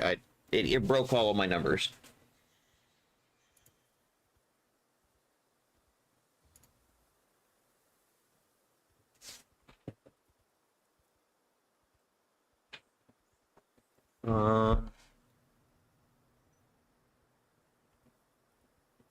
What was I working on? Oh, right, railroad.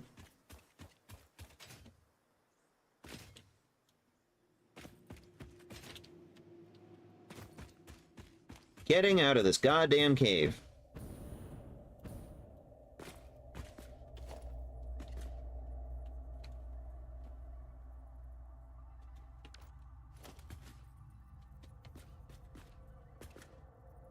Spacer down.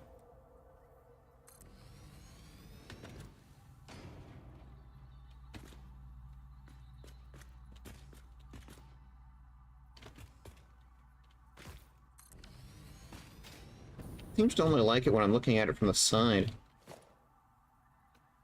Okay. Ramp.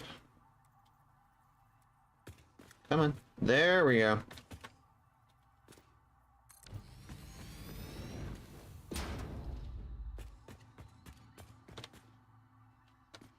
Now, let's put the spacer down. This time, let's put a fully horizontal piece. There's actually a slight height difference on that one. So what I do to resolve that is usually I just take the vertical spacer out.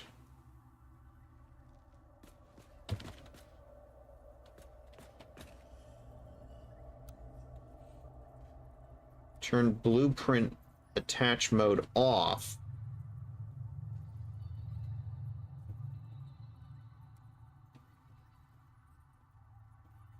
Ooh.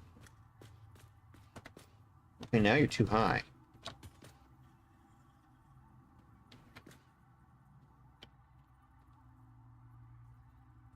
You're actually almost on level now.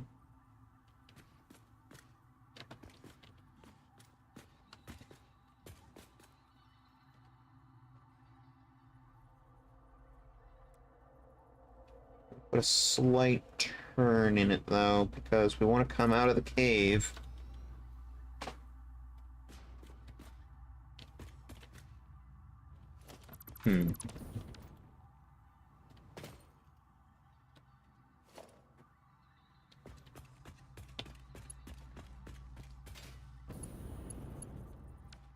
Notice this particular one is only 4 foundations. This is a Mark 1 blueprint, and I suppose I could do a Mark 2 version of this, but you need to have the blank foundation on either end, like this, because they absolutely stubbornly will not align if there are rail bits sticking out of the ends.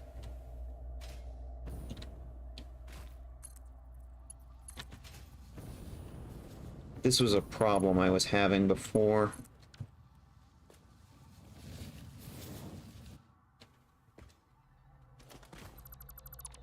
Okay. Remove the spacers. And we should be just about done with this sodding cave.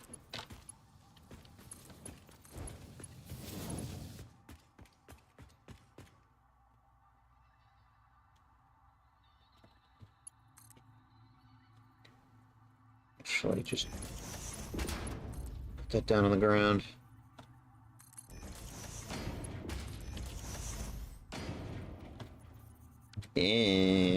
Yuck.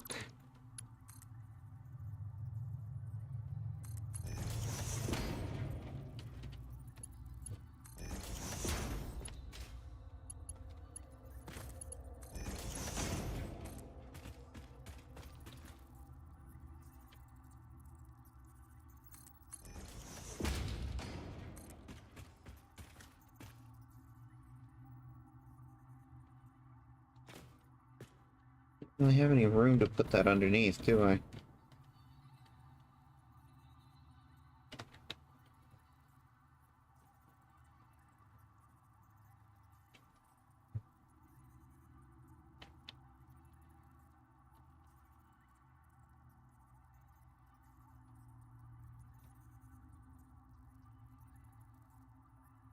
Yeah, there's not really a good way to do that. It does not want to do that without clipping.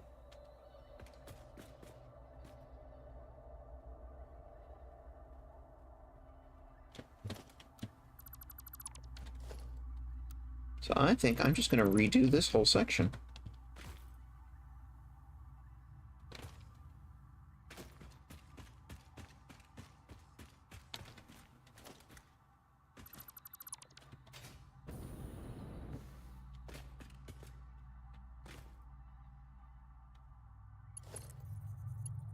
Oh, that looks so much sexier.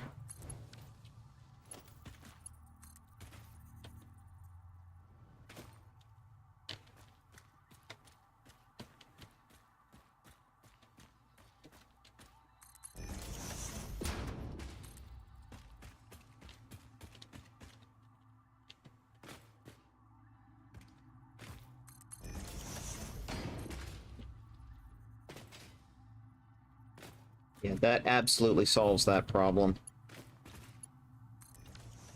Little bit of noodle there, and we should be good to go.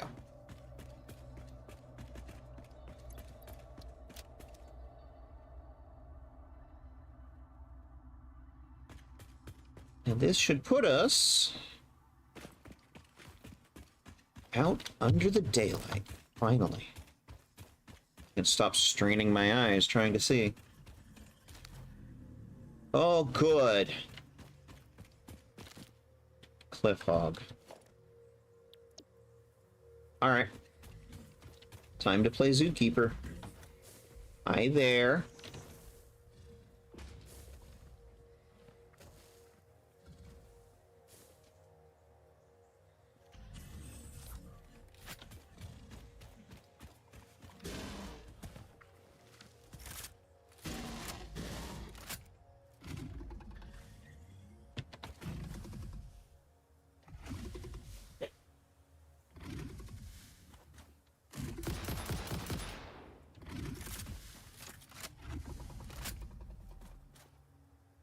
What you gonna do, Mr. Cliff Hog?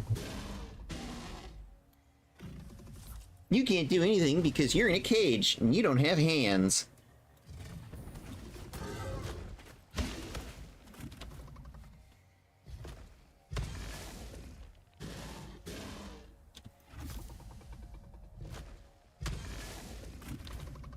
I've actually never seen them do that animation up close before.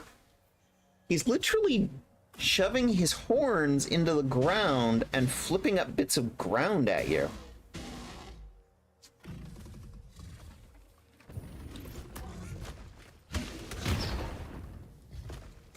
He set off one of the explosives.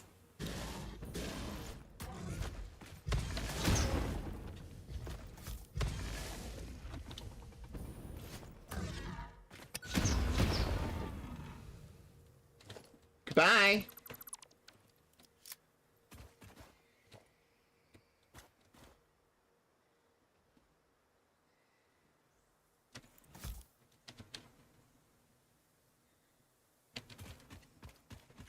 Ome wa mo shinderu.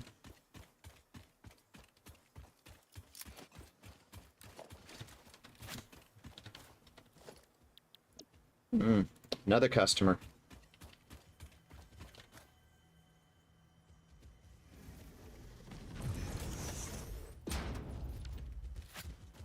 I missed.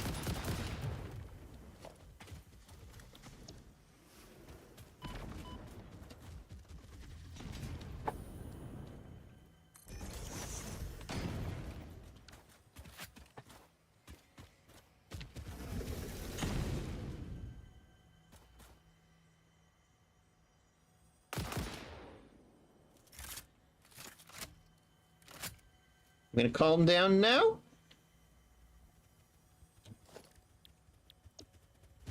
We have additional customers.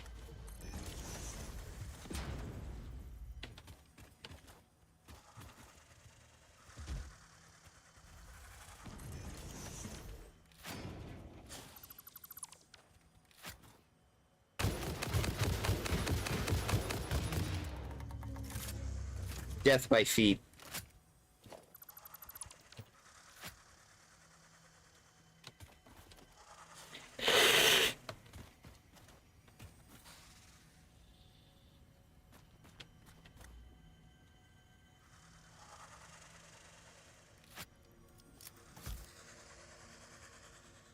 Hi there.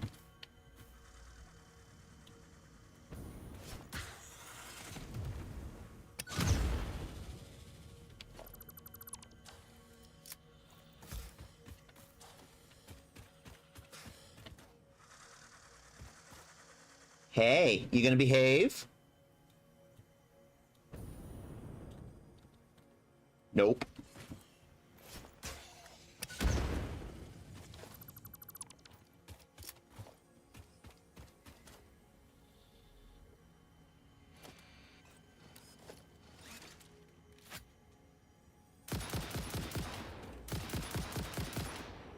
Are we quite done attacking me? Do we have any more customers? Or can I safely get this summer sloop now?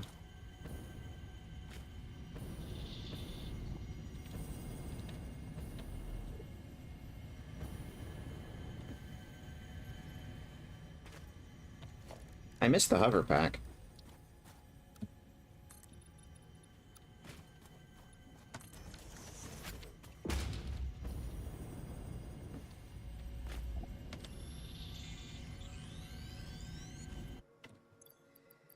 Summer sloop, summer sloop.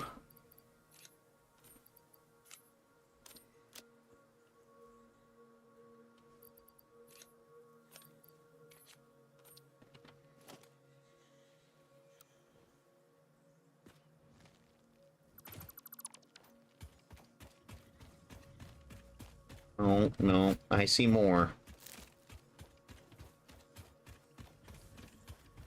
You're gonna attack me if I get too close, aren't you?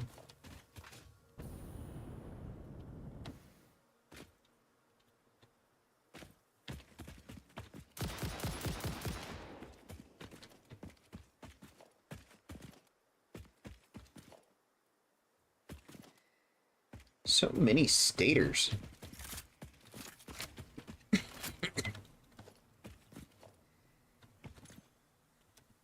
That one needs electrical power. That's fine. We're going to be building an entire factory here. We'll get to you later. Not seeing any more customers.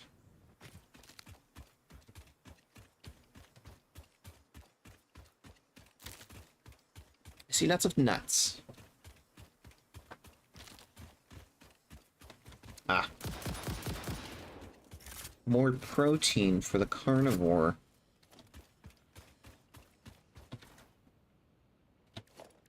I see you.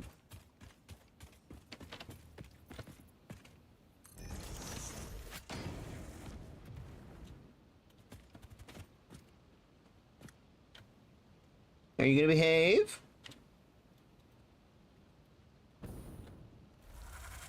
Nope.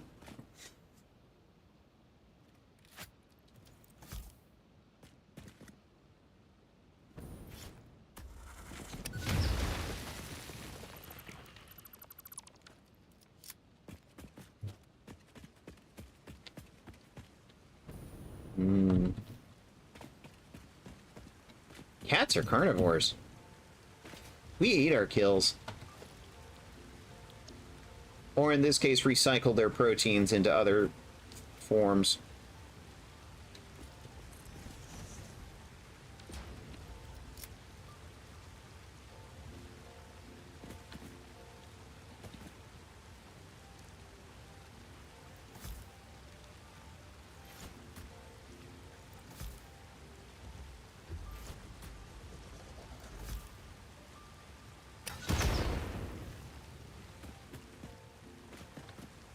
Hi there.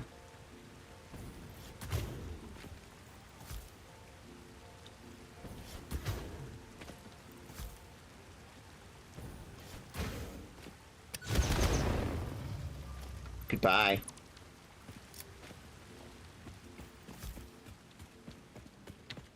And remember, kids, felines are carnivores.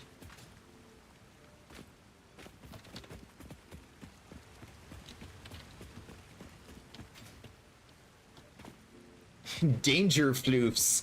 Yes, danger floofs.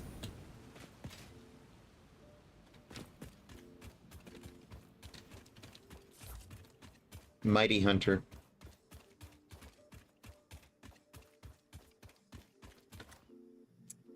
More of you. I mark my territory with a gun.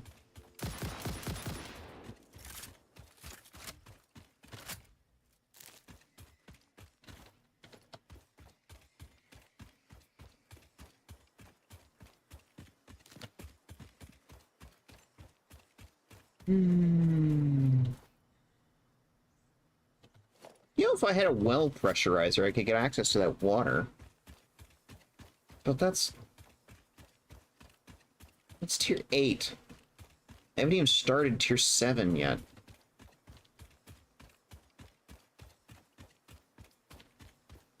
Alright, time to go get my railroad.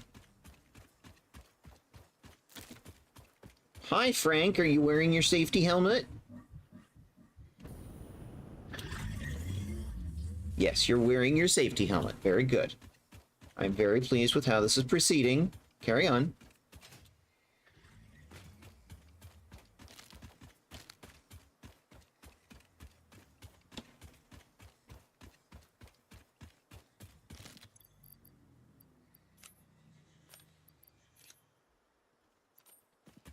I like how nuts are like one of the first things uploaded to the void storage. Alright, so.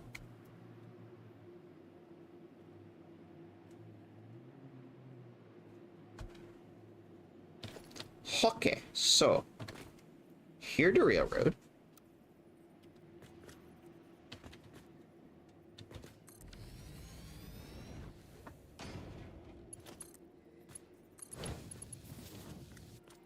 But we're going to diverge away from using the blueprint here for a little while because of a couple of reasons. First of all, we're going to build a roundabout. But not in the usual way. We have this nice open circular area with a big pillar in the the center.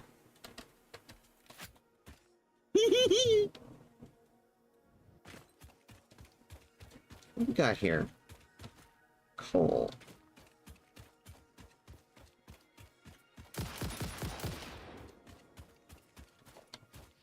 Another coal.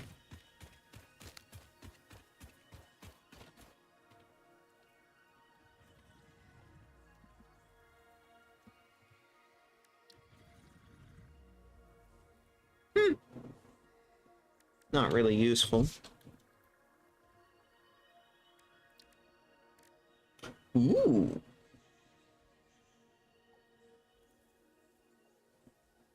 Mix rock quartz with coal to get an output of 54 a minute.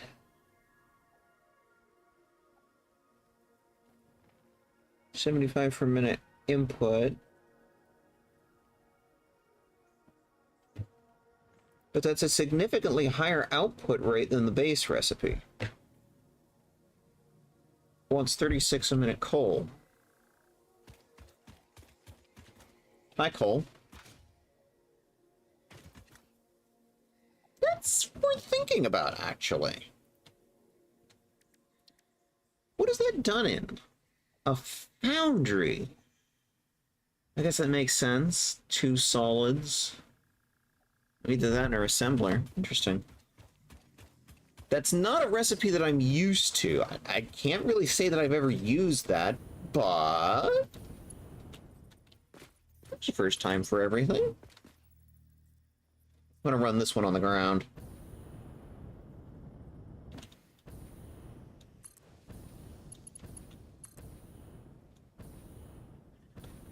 We're gonna diverge.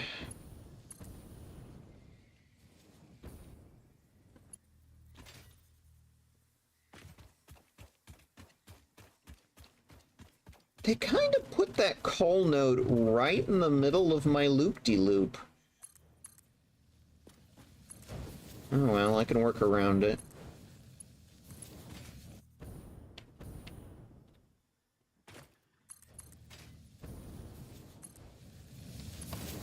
Finish doing my loop. Wait, no. That pointed into the ground. I don't want that.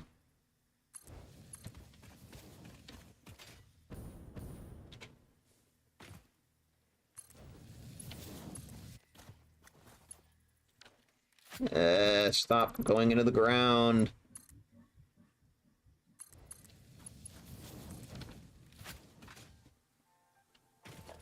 Okay, now I'm gonna take a little bit of a loop-to-loop and we're gonna go around.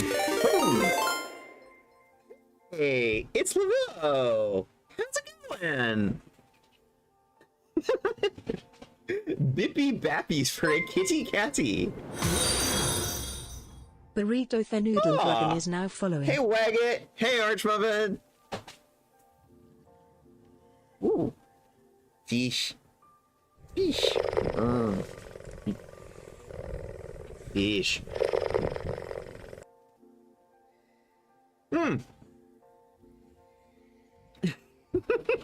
See, now that's a creative raid message. I like that. Hey, you tigress. How's it gozy? Hey, going pretty good. Just doing some railroads building through a cave using blueprints. Making good progress on the factory. So a new mod. Well, actually, it's not really a new mod. It's some mods got updated that I didn't have before, and so I spent the first half of the stream just completely ripping some stuff down and rebuilding it.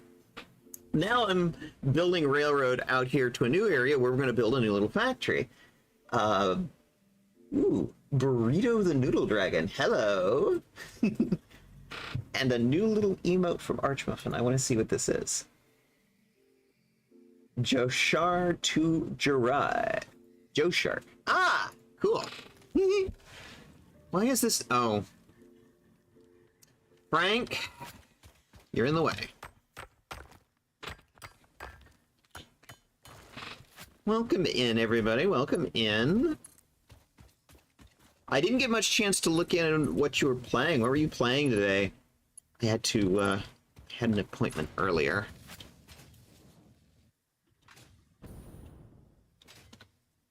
What were you playing?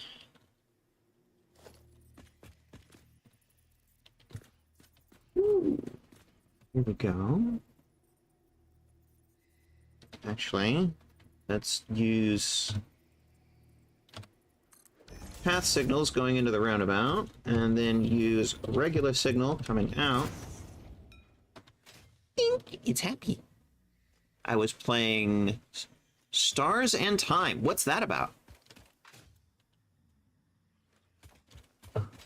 Oh, what the heck is this? What is this? This is me not paying attention to what I'm doing. That's what that is.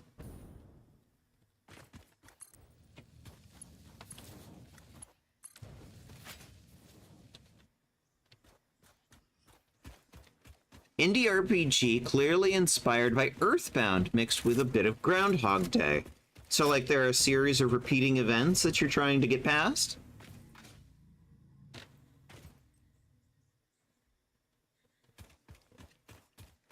Okay, we have the roundabout. Let's make the far side.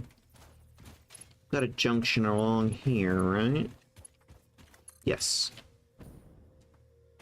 I figure go up about that way, roughly, give or take. Frank, what are you doing to that poor rock face? Yeah, exactly. Cool.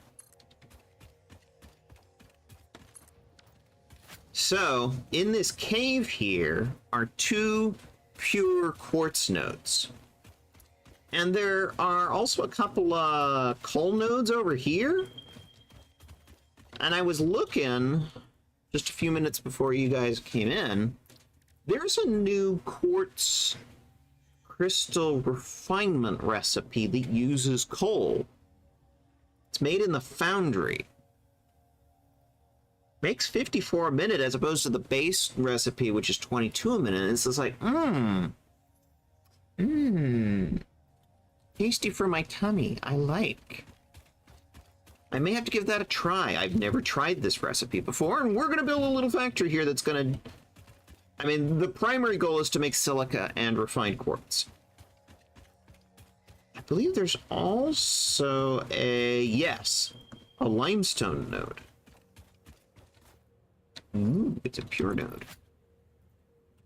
No, not photo mode. There we go. Silica.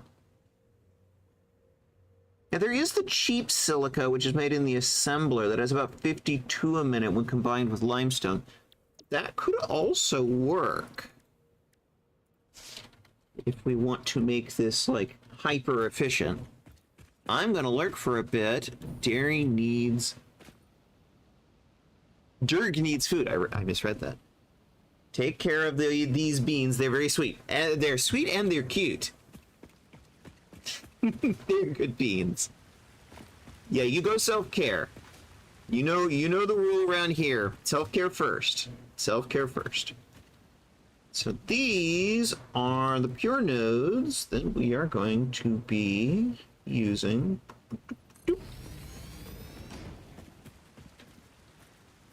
Fun fact, before 1.0, there was no water in this cave.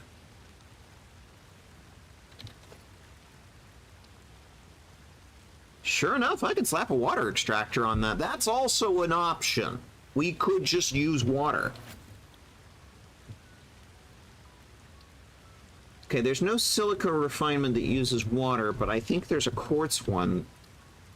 Yeah, pure quartz crystal.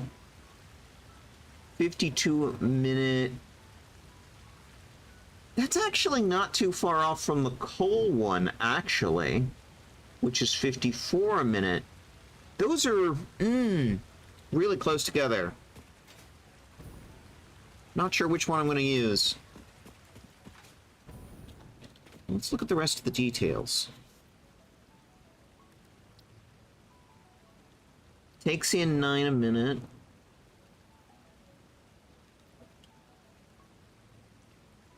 More specifically, 67 per minute. And 37 water outputs 52.5. This one takes in 75 per minute and 36 coal. Those actually still aren't very far apart. Interesting. We could make a very efficient little factory here. I just want a dedicated facility that is making nothing but silica and refined quartz, because there are things that we are going to be building later that are going to use those in gross amounts, like the Iron Valley electronics factory is going to take a bunch of silica. And if I ever make a heavy modular frame factory, we may also add in some certain advanced reactor cores that take a lot of quartz.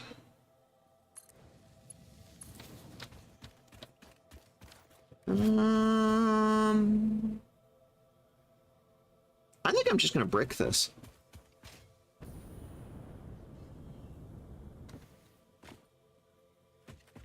What do you think?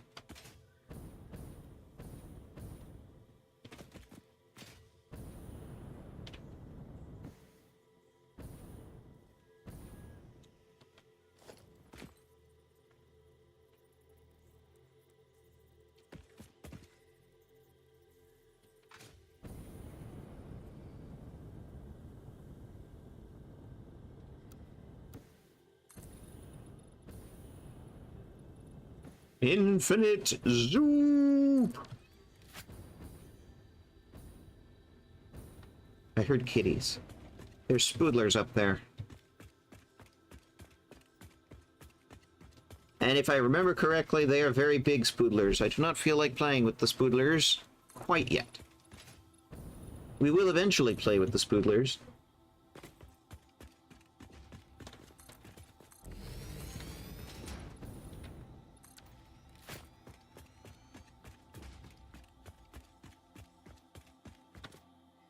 So now it's just a question of which direction do we want the train to move in. Train station. Boop-de-boop.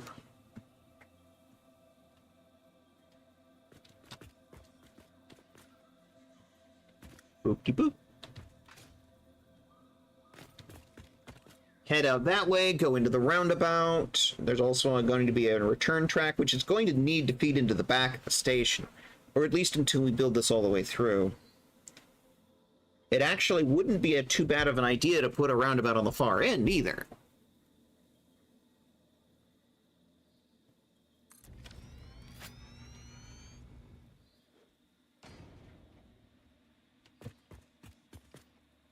Bourlange. Bourlange.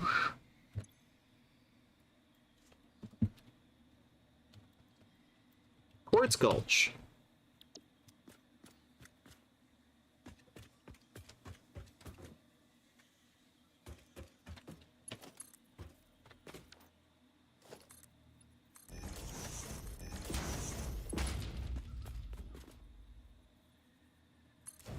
Blanc.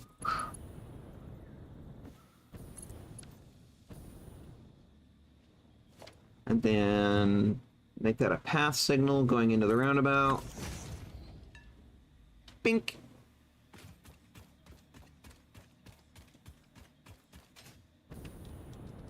Da, da, da, da, da.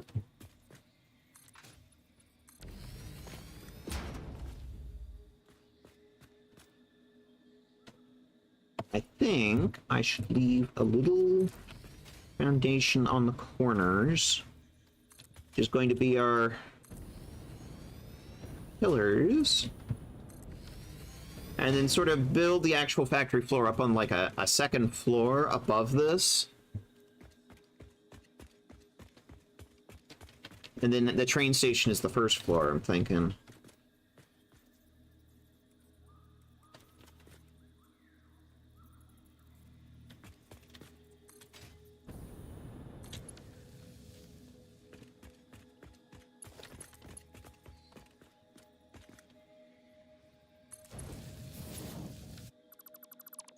It actually doesn't look too good. Better.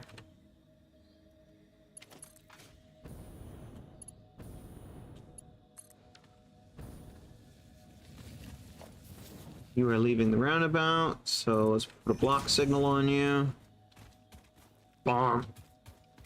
It is unhappy because the rail ends. Clean energy, slightly less efficient, better conscious. Well, if I want clean energy, I think I should probably go through and rip up all the coal power plants. Though...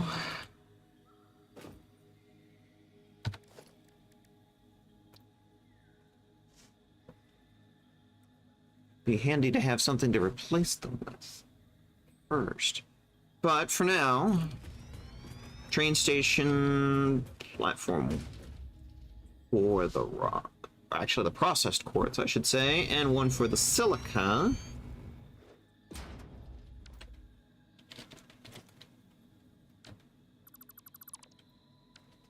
I'm thinking the rest of this is going to be a turnaround radius.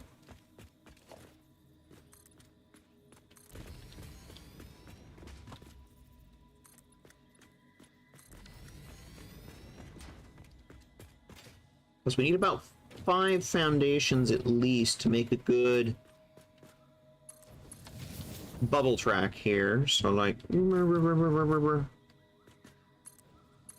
here we go.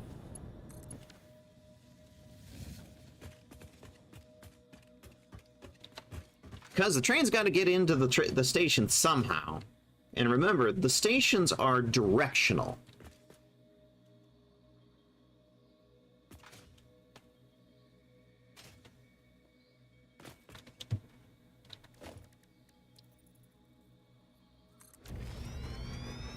Train. I like trains.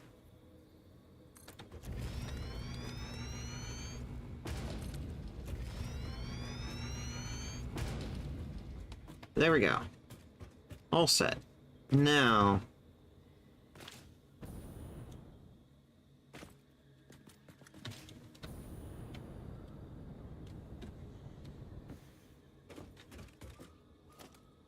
don't want this to clip with the train station, so let's go up about 2 foundations more.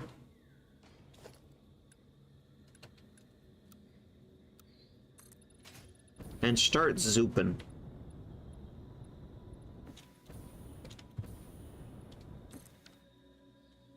Begin zooping!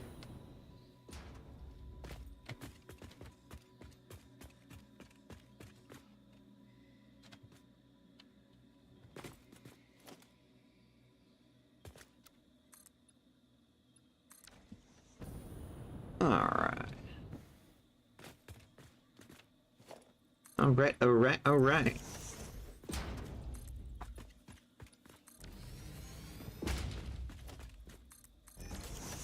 We do have a little bit of a rock in the way, but that's okay. I can work with that. Let's see. Now here comes the part where I actually need to make a decision. Well, You know, we have a tool for this, don't we?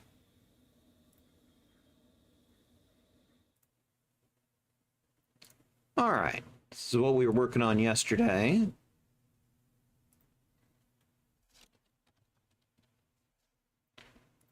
Quartz crystals.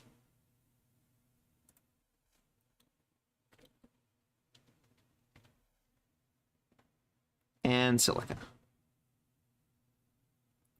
What do we got available? Oof.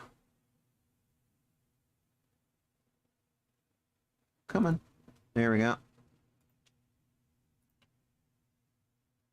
We do have some coal.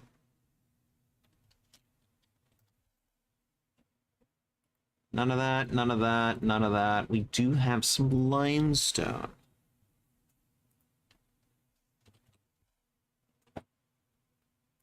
No nitrogen gas. However, we've got at least 480 per minute units of raw quartz. Oof.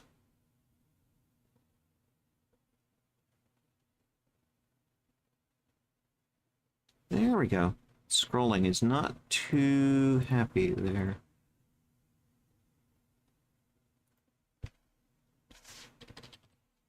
And we do have some water available.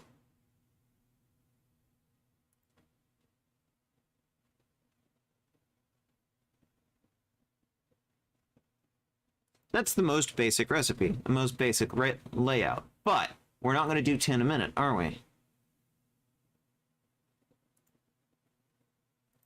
Maximize.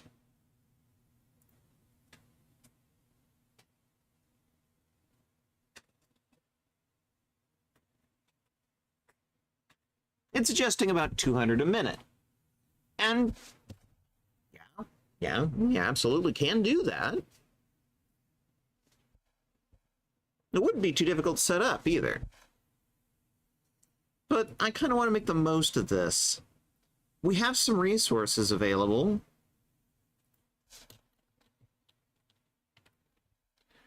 So let's not use the base recipe.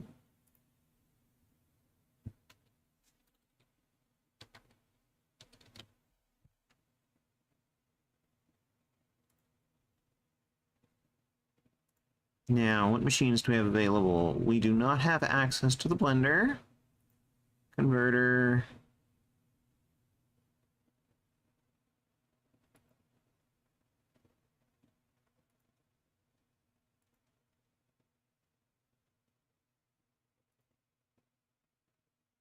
Could not calculate a result.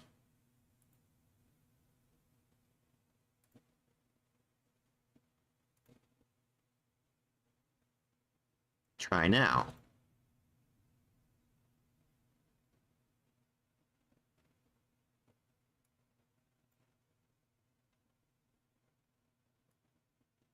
It wants to use the pure quartz crystal recipe and then the cheap silica.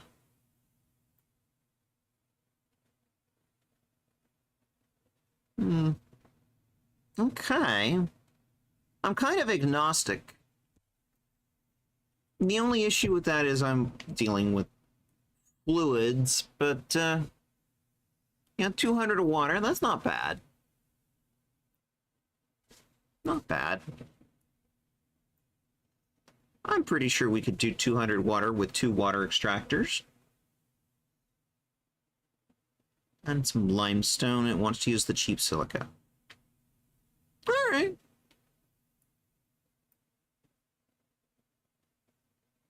I can always find other uses for that coal. Okay. So 6 refineries of pure quartz crystal and 6 assemblers of cheap silica. All right, we can do that.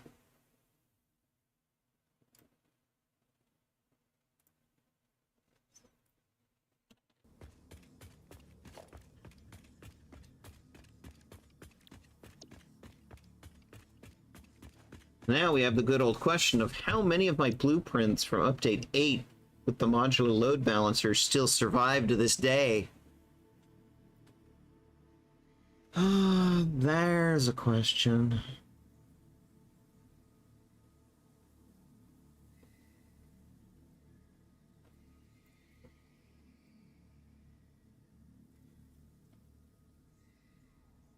I've got all of these blueprints that say no modular load balancers. Well, now we're in the era where we actually need them.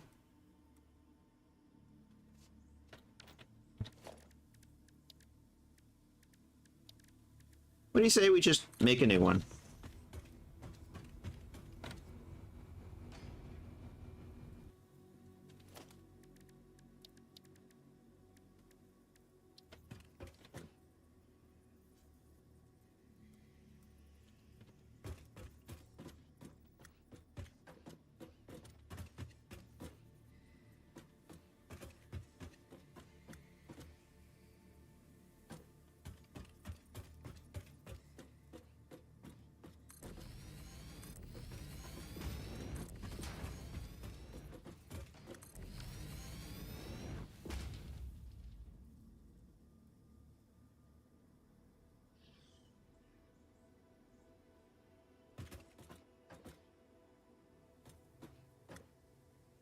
Now I'm going to lift the water up off the ground.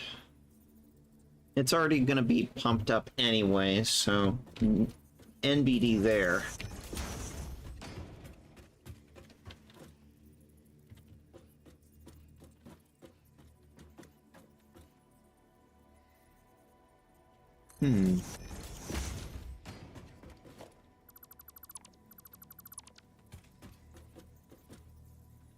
You see how it's slightly clipping with the refinery? I don't like that.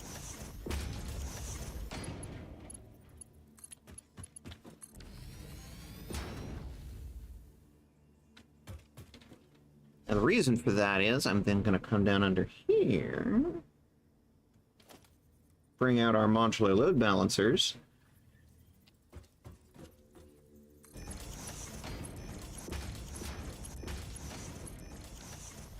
Wrong way.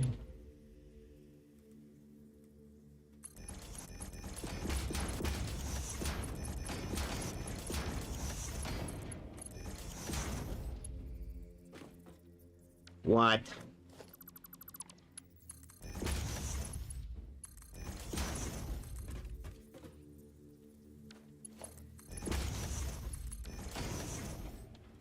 There we go. Perfectly load balanced, as all things should be.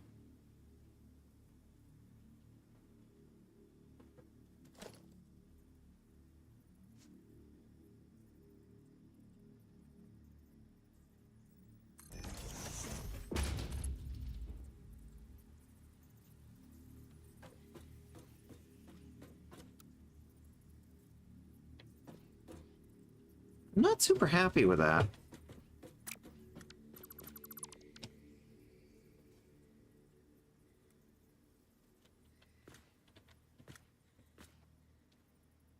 But it doesn't really give me an alignment line in this mode. How's that gonna look? It's gonna be a little clippy.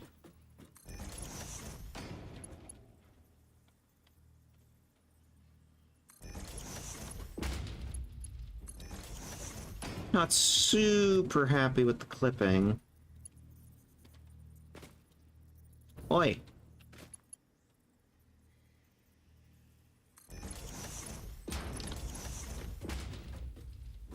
Beans, beans.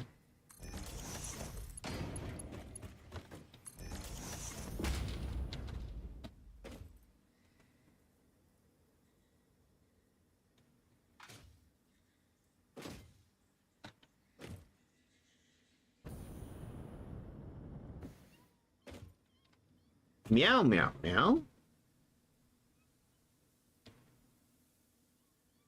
They're up there. I can hear them.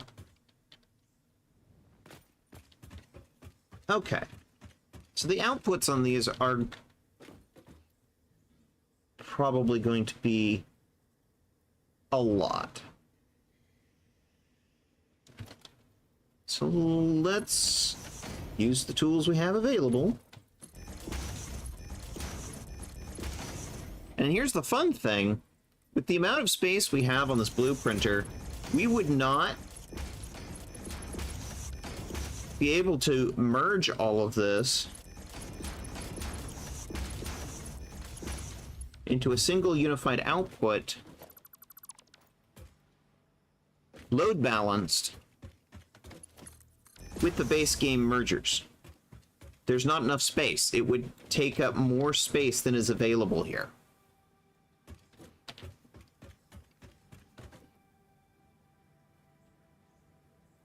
And that's another big advantage to using these things.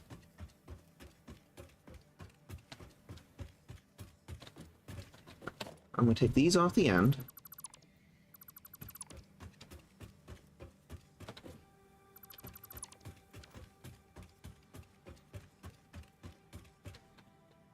I could just slap down a power pole in the middle, but let's get fancy.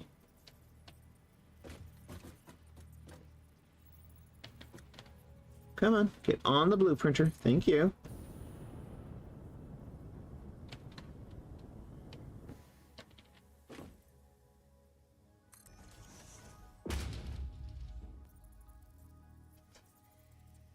Doop, doop, doop.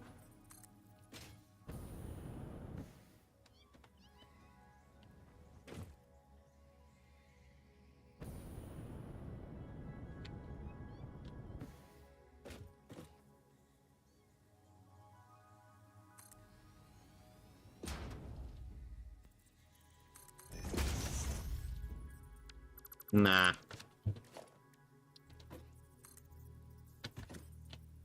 Better.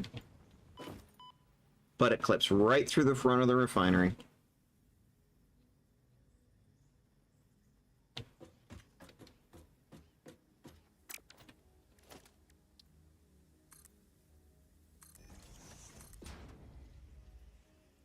Still no good.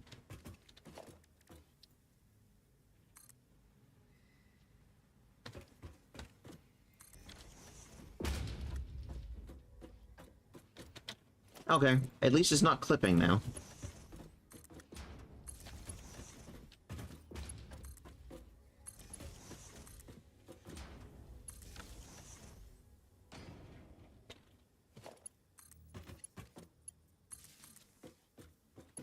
I like doing this because it's very organized and neat in terms of the power.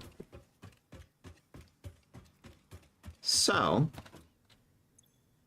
what do we got here? 4 refineries, MLB, modular load balancers.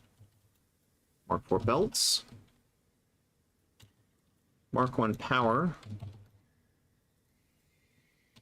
Mark 2 pipes, modular load balancers.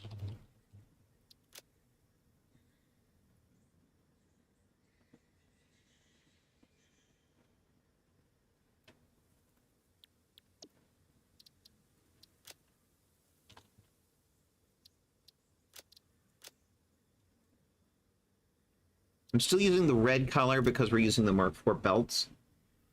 That's usually what the red color means, is Mark IV belts. Save.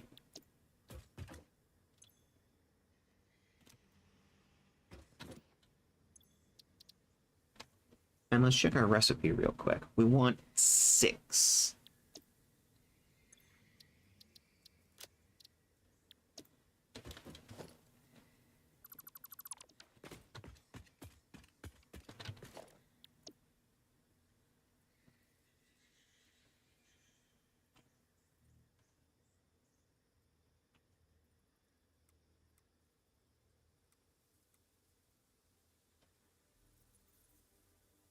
We facing the correct way here? Yes, we are. And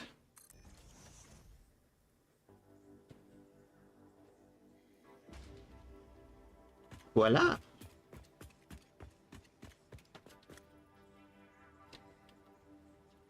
And because we need 6 instead of just 4,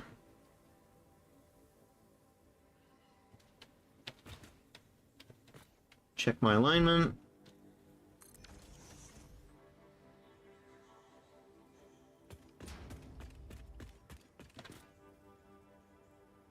And then in theory, the rest of this can just be the assemblers for the other part.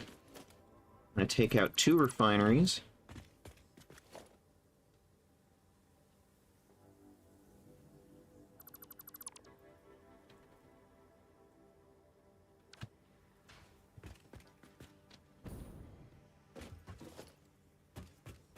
We don't need this.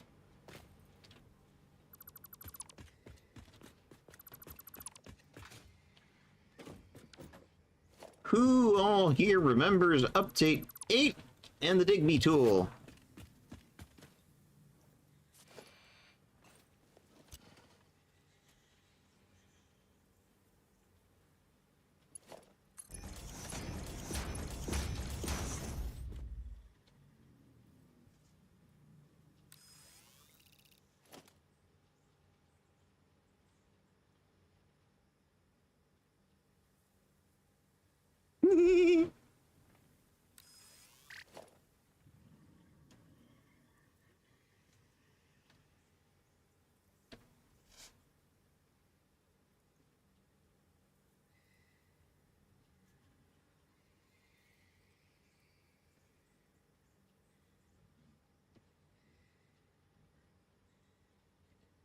Not gonna remind me what the keys are we?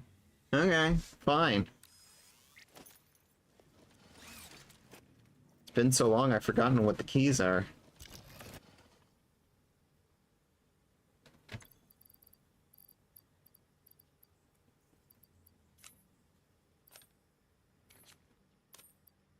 There we go.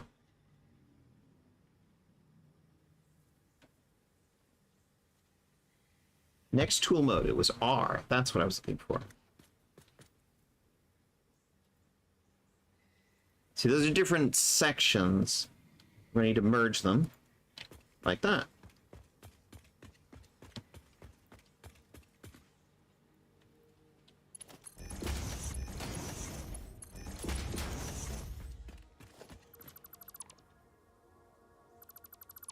Okay, we can do away with that.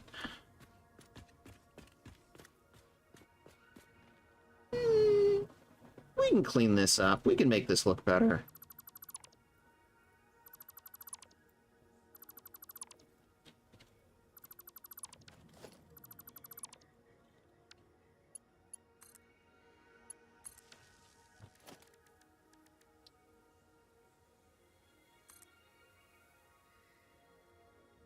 Out to about...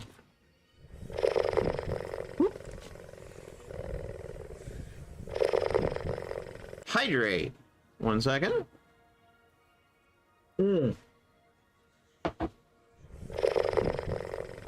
Hydrate a stretch. All right. We are doing self-care, yes. All right. Oh. Honestly, probably not a bad call. All right. Whew.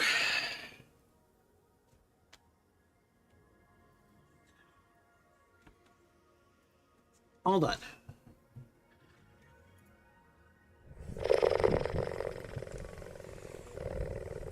Aw.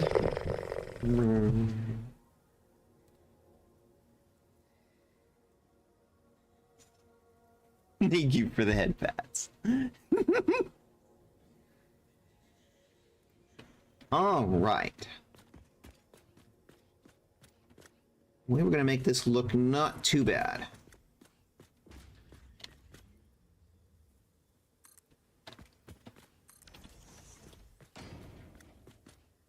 There we go.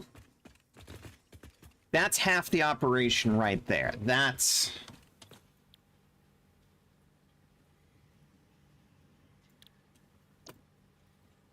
pure crystal. We could even go bloop. Because we mined up some earlier. Still sitting in the inventory. There we go. I'll come back later and put power on them. And we're going to need to get everything hooked up, but one thing at a time, one thing at a time. Now... assembly. What do we got? What do we got? What do we got?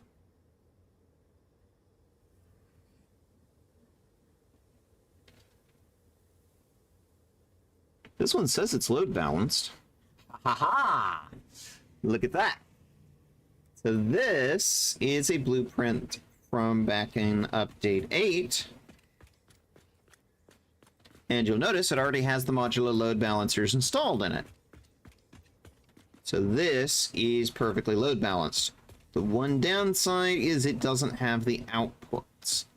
But I did that on purpose because usually it's going up against another modular load balanced line, and so it would get load balanced on the other side from that. Okay. Hey, where'd my hologram go?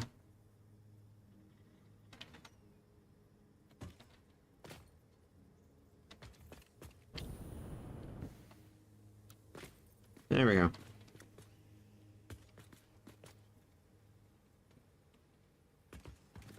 I'm getting the alignment line with the refinery. I don't actually want to align that with the refinery. I see what you're doing. It's mostly center of mass, but that doesn't really help us.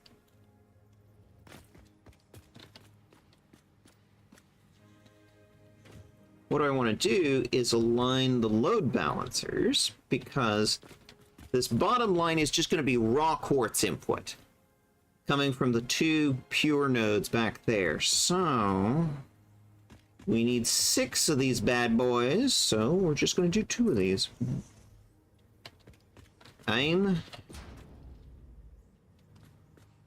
It's fine.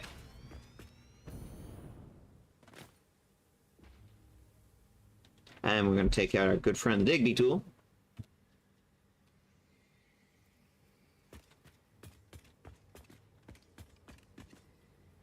Voila! The recipe that we are... Okay, the red light. That's kind of new. Okay. Silica. This recipe here.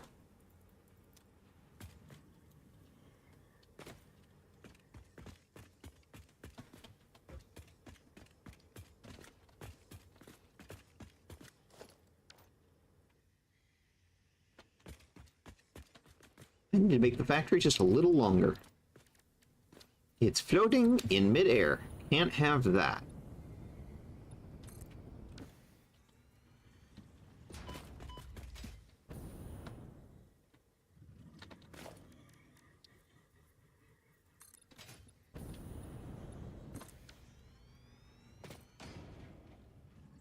All right, little walkway around the edge.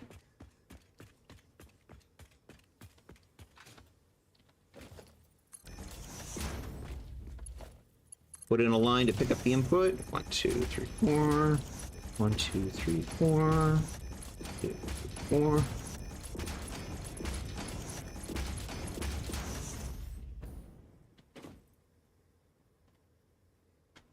Something's wrong.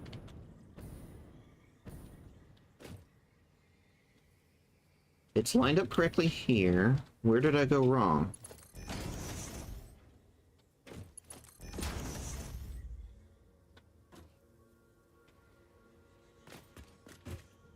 The blueprints are misaligned. Interesting. Okay.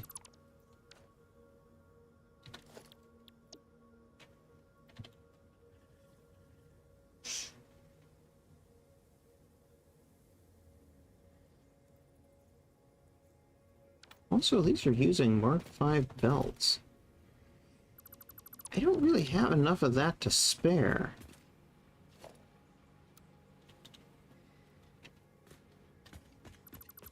So I still need to unlock all of that.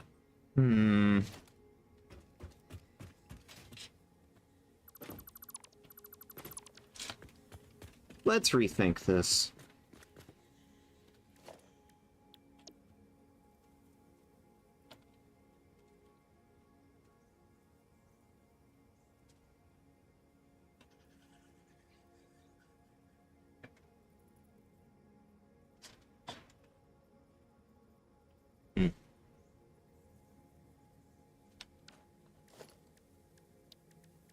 Nothing really works. Make a new one.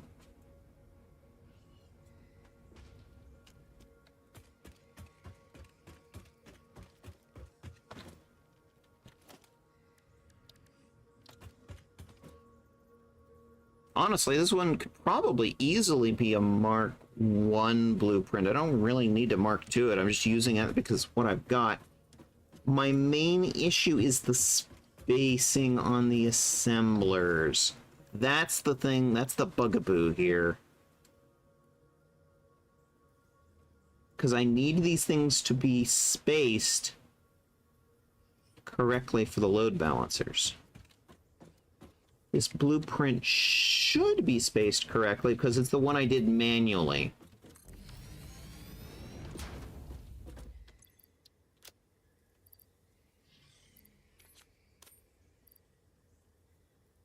Where'd I get all this petroleum coke?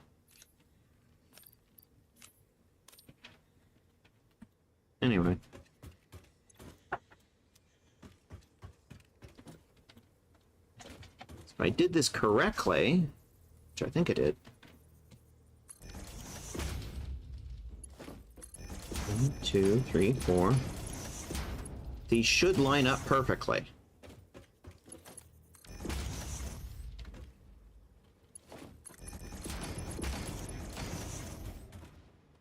Yep. Perfecto. I should make breakfast noms. Yes, potentially. If you haven't eaten in a while, you should. Self-care. You know the rule around here. Self-care.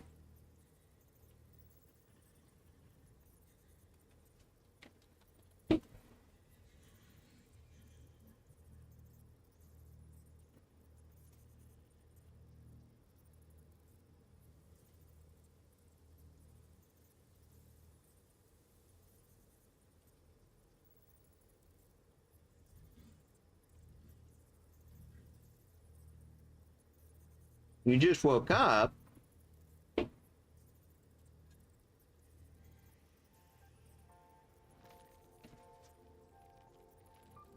All the more reason.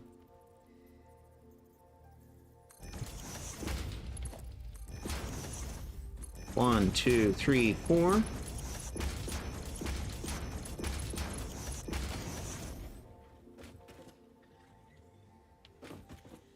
Okay. Now, this one.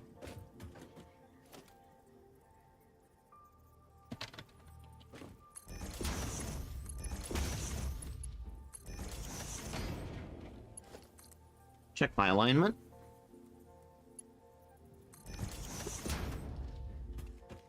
The alignment is acceptable. 1, 2, 3, 4. 1, 2, 3, 4. Check my alignment.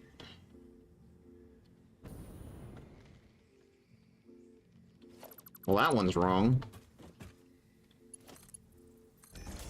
This one appears to be correct. Ah. Miscount detected in your block.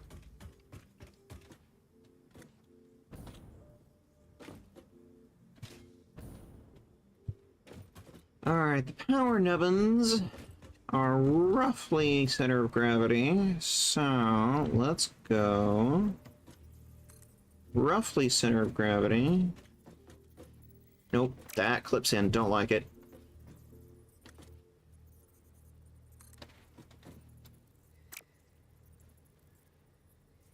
What? Why are you doing that? I'm literally not pointing there.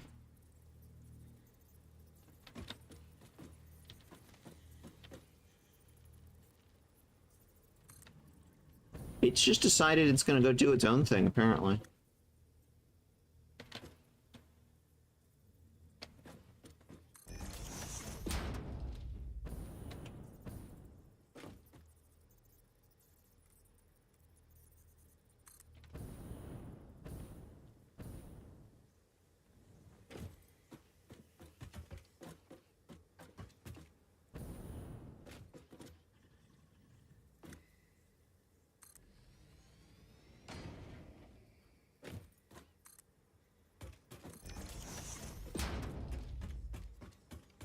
And then let's do the power nubbins nice and neat. 1, 2, Try.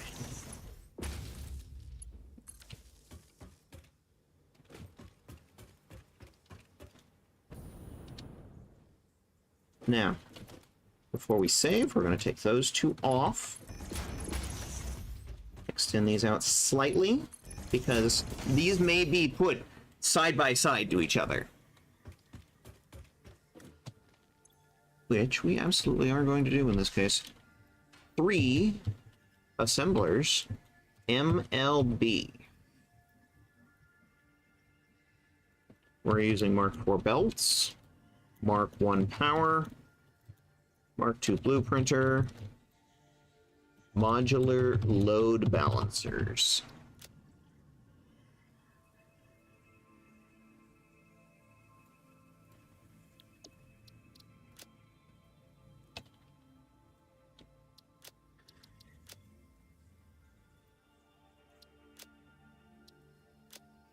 Save that. Take all and deconstruct. All right. Let's try that again, shall we?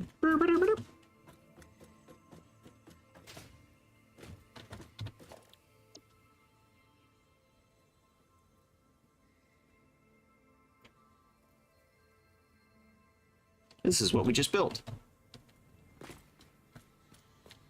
And again, I want to line this up in such a way that the lower load balancers are somewhat in line with these.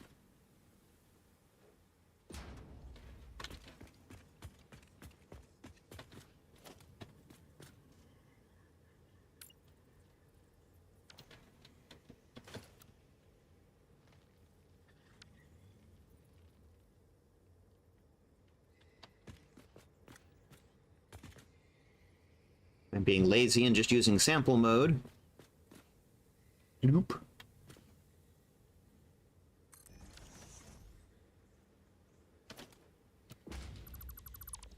We can remove these. Come on.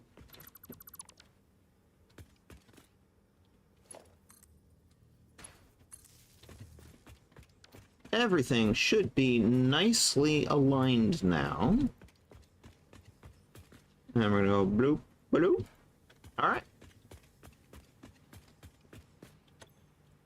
Cheap silicon. Very nice.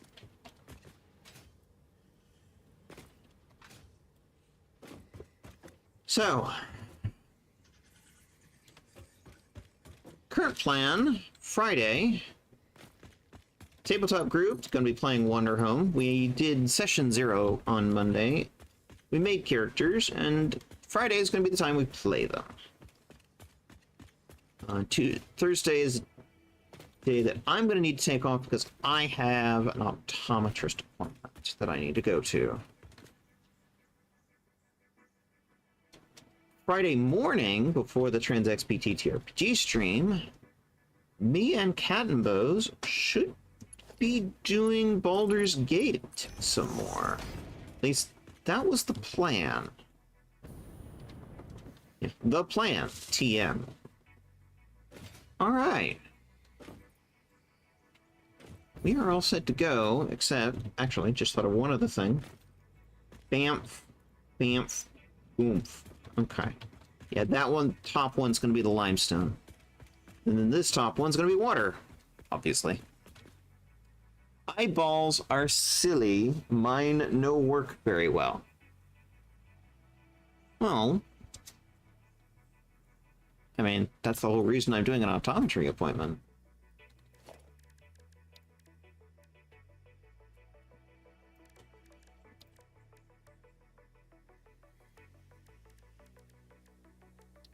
Let's see.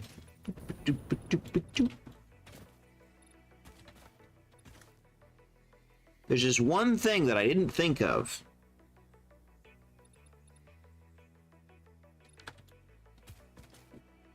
How am I getting all of this up there? We have a lovely factory.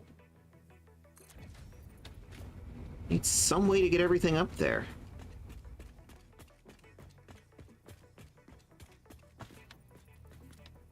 I shall resort to the ramp.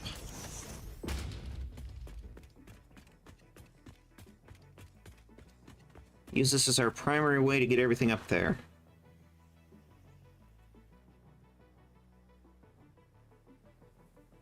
And of course, now I've covered up the area that I had for laying down blueprints. 1 second, let's see. Do I have a stack?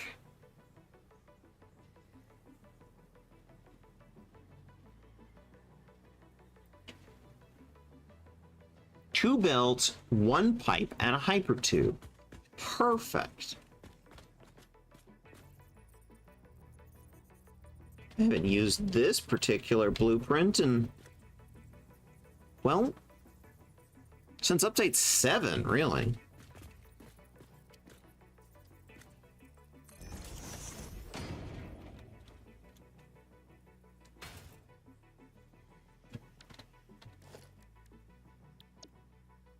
I haven't used this blueprint in a long time.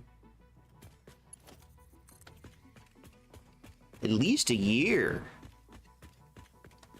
Ah, also have glaucoma. Understood.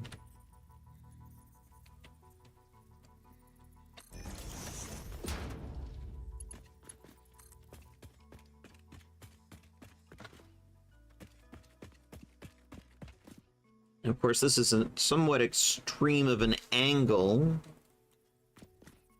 Fortunately, belts have a bit less steep tolerance.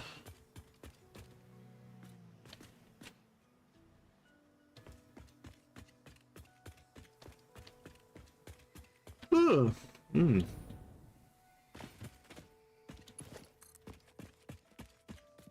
At least the trains do. So let's put one of these over here round about the limestone, because that's going to be our first customer on this adventure.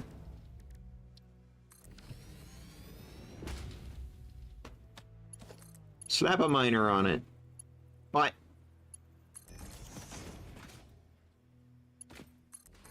it's not all we're going to be picking up as part of this little venture.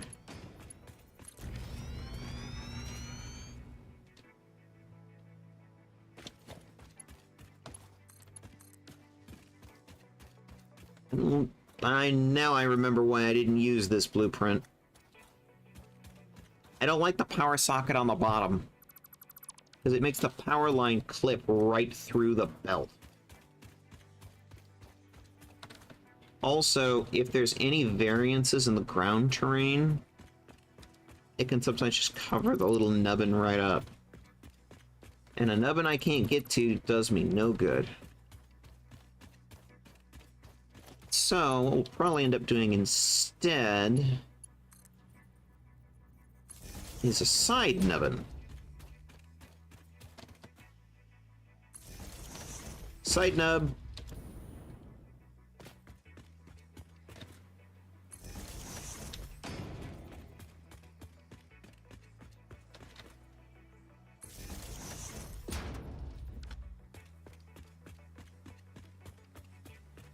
Side nub.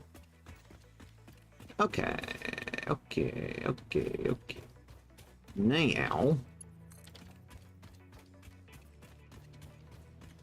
head in this direction. Let's put a stack here. Don't like the bottom nub. That's why I stopped using that blueprint. Why didn't I just edit it? I don't know. Too many other things going on, I guess. Mew.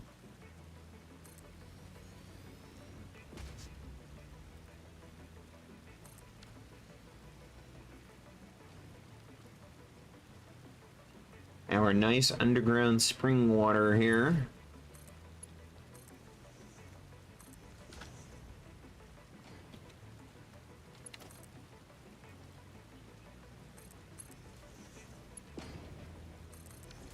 Put a pump on it.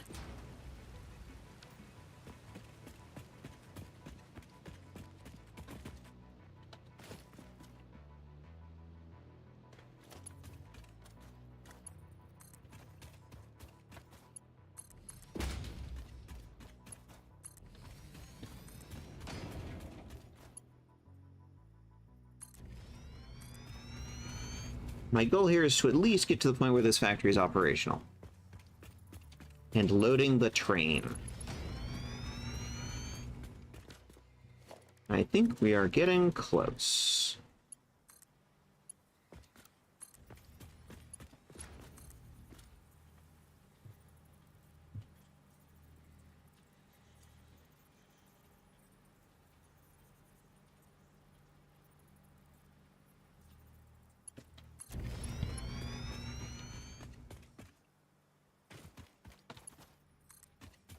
That one did not connect. Okay. Let's go this way.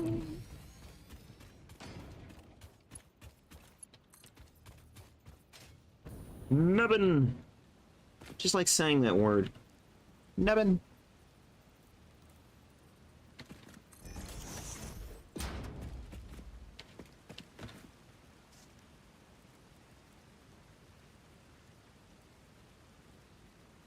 Let's stick one right over there.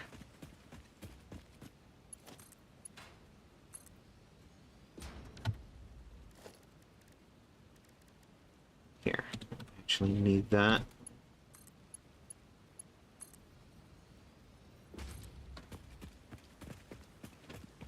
And connect that right there.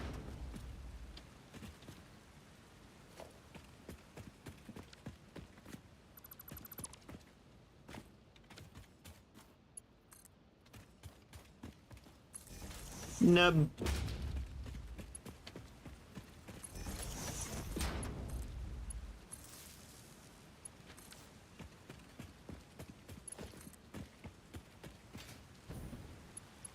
That does not reach. Grumble, grumble.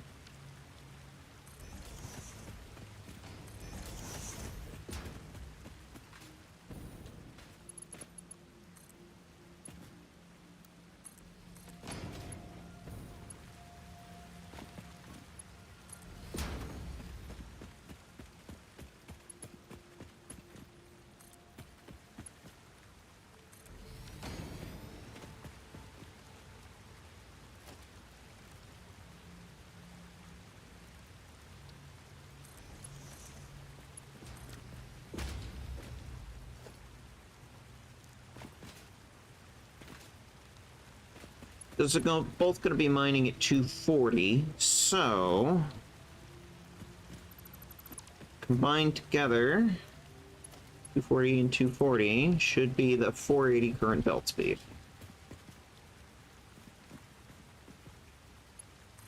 Bring me my nubbin!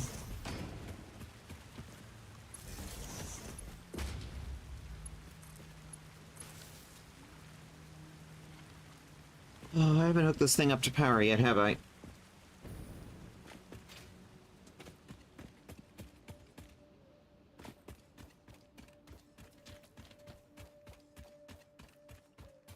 I haven't done anything with the power yet.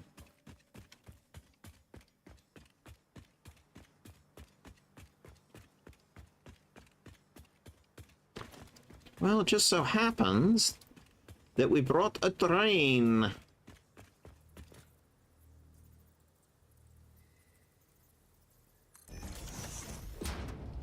So the first thing I'm going to do is set down a priority power switch, because this particular factory is not mission critical and will be among the first to get shut down if power falls low. Power off the train.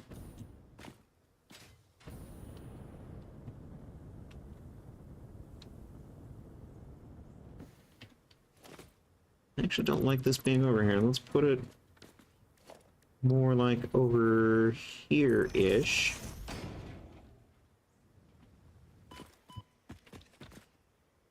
Yeah, that's a bit better.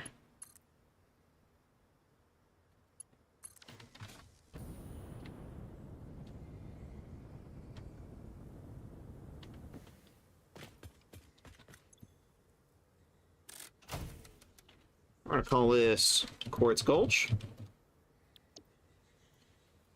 Dead last priority. It's like, we do need this factory to produce, it's just not the highest priority factory we have on our grid, you know?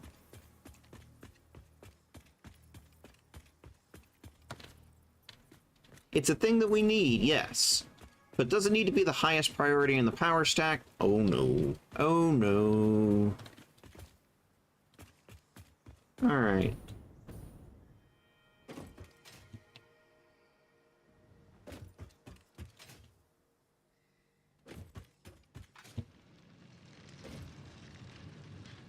And check my numbers. How much limestone? 200 a minute. So I'm just gonna underclock that right now.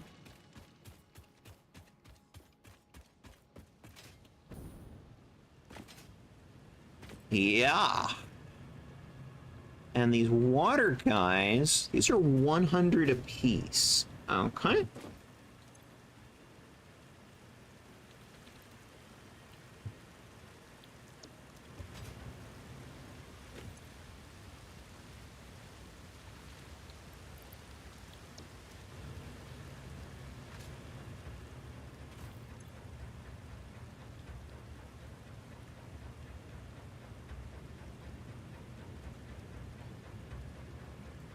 Really? We're only pushing it up 16 meters? That can't be right.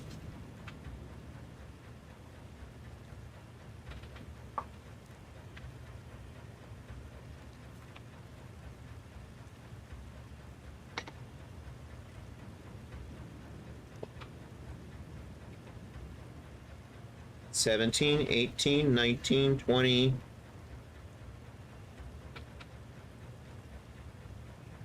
$24.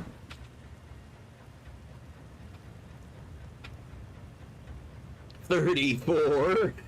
$35.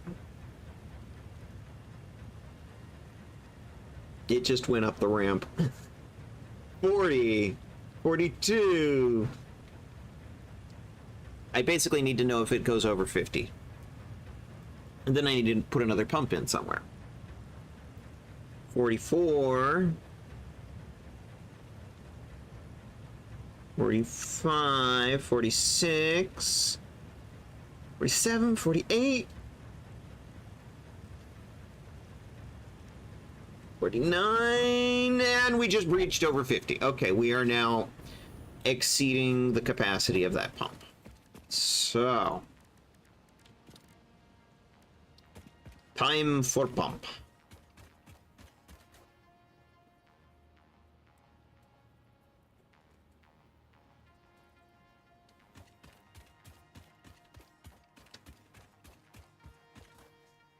Stop reversing on me.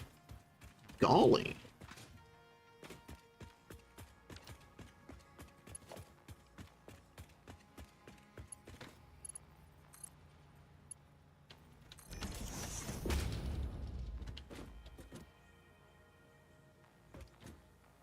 Yeah, that's not happy.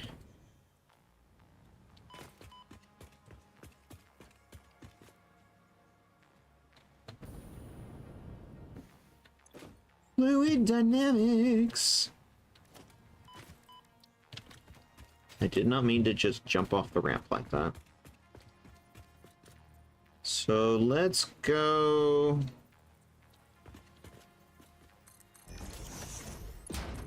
Since it's not giving me a really good indicator, I'm just going to put it there because that seems like a good spot. Pipe seems to agree with me.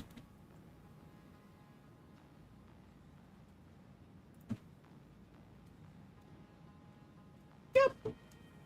Pipe seems happy. Flow rate, 200 a minute, because that's how much we're collecting, is 200 a minute.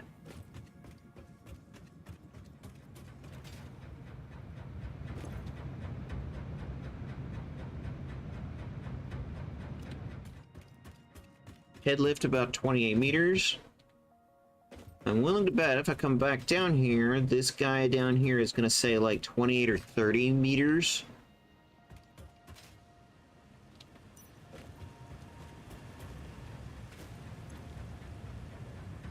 $34. Alright. That'll work.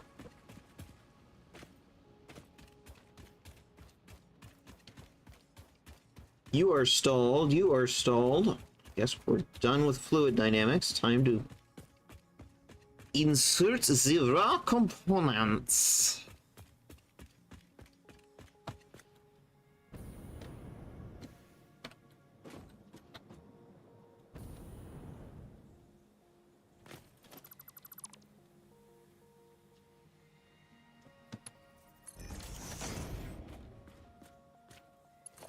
Quartz crystal goes in that one.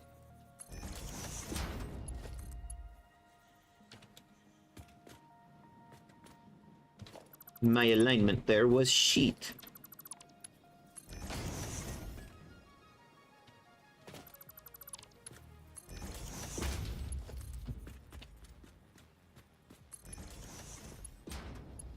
Let's go with something a little more like that, because it's a nice clean right angle.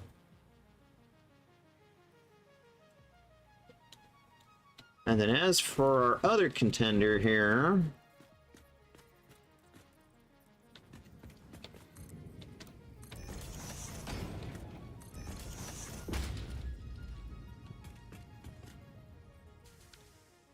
we're going to put you in here.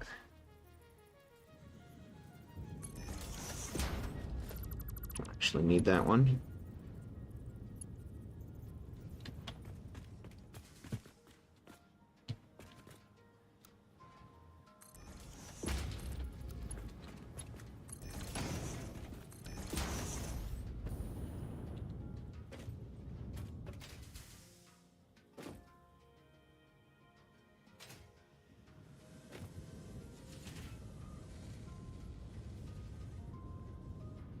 And with that, we are off to the races.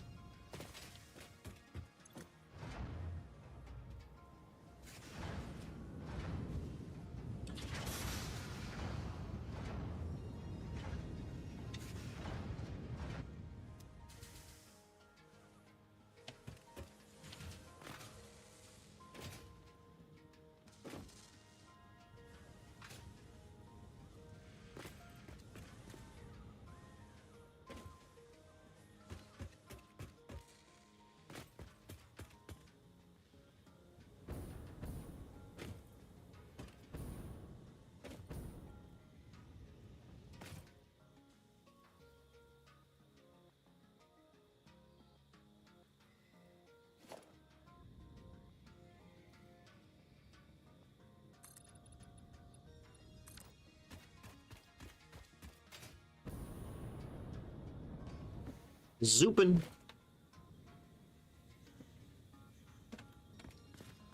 Pull out our modular load balancers.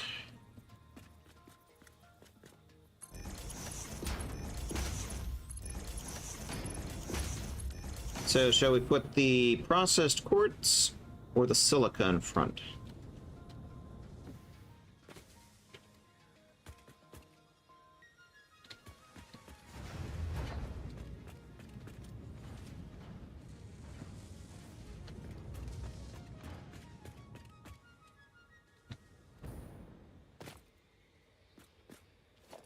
Put the silica in front. Because that's the physical layout of the factory.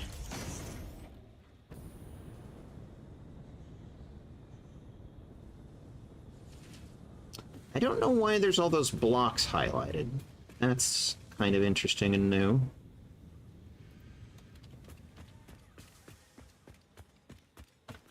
That might be a modular load balancer bug.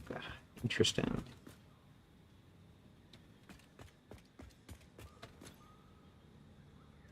Okay, that's loading.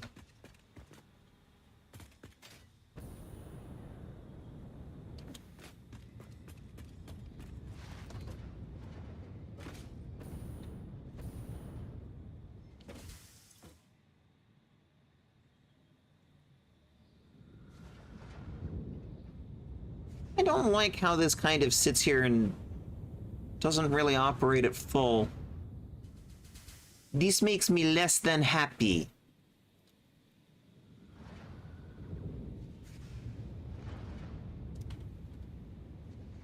That belt should be running at full blast.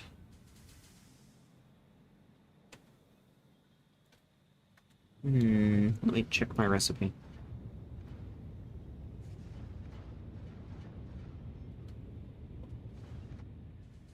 $280 quartz crystal.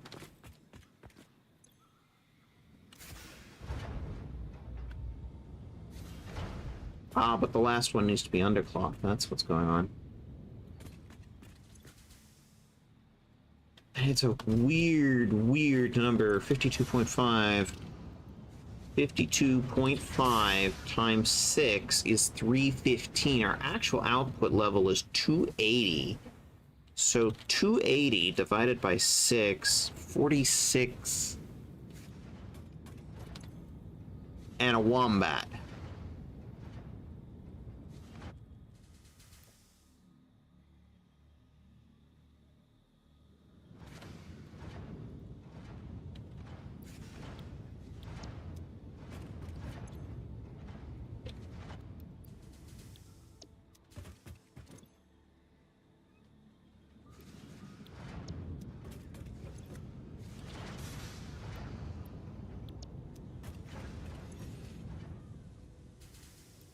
Still produces, 280 a minute, which is still pretty good.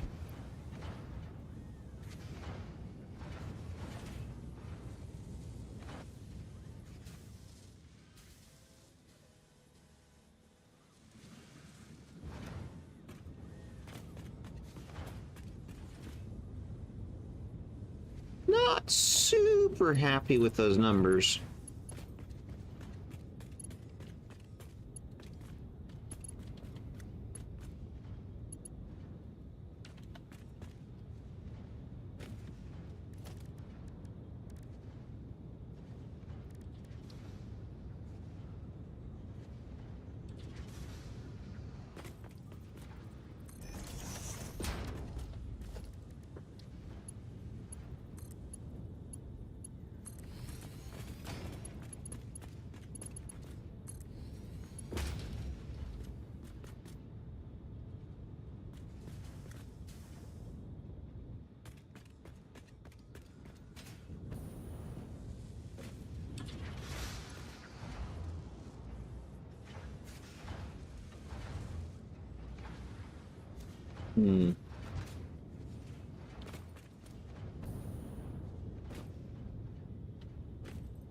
I'll keep an eye on it.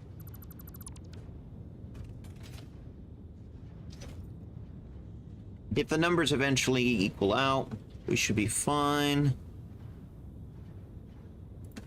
If they don't, then I may switch these over to foundries and use the coal. In the meantime...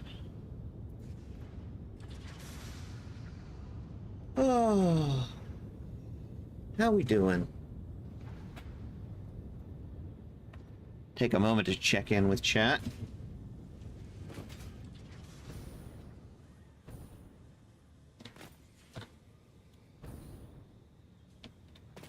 Everybody hanging in there?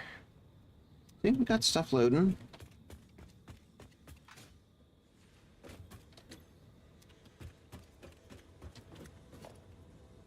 What do we think, color? We did red, we did orange, so I think it's time to use yellow.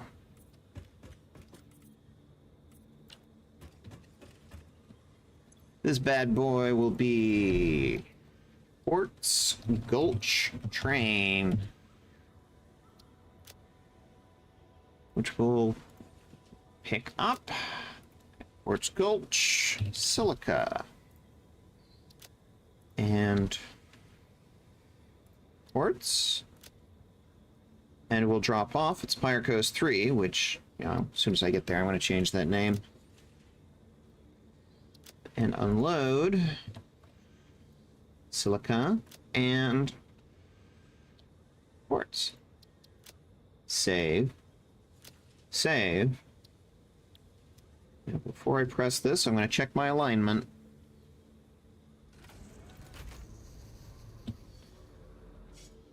It likes to be right there when you start it. And now I'm going to sit back and have a drink.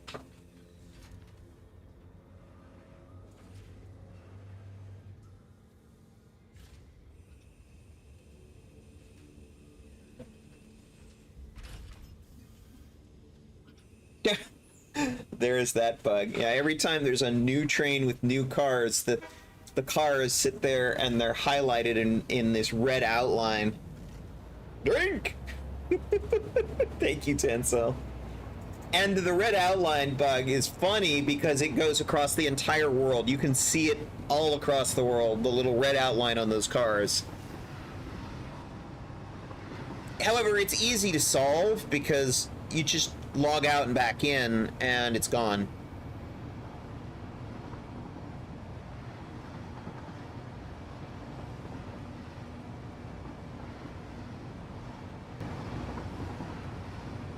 I should do something about those trees clipping through the track. I didn't notice that until now. Signaling's working good, though.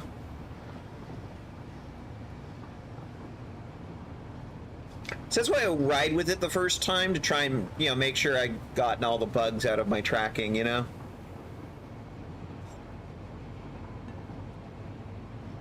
This section was known before. It should be good to go.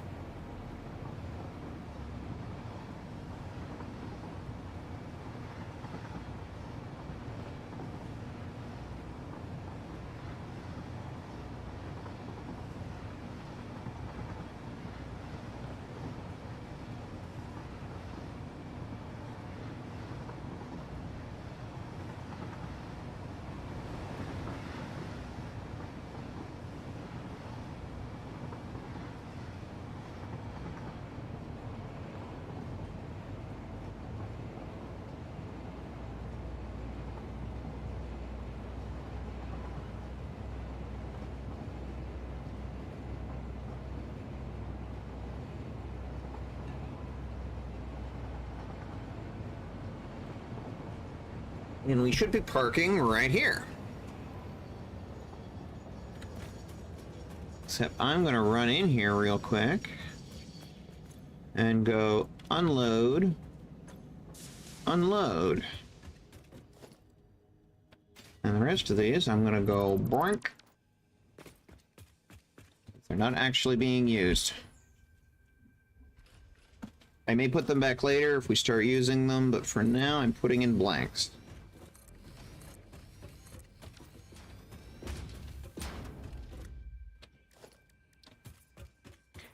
Paint them yellow.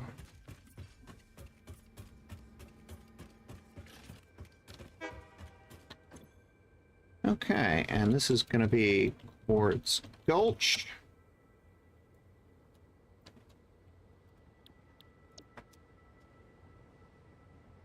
It stopped. Oh, it doesn't have a route. It's waiting for that other train.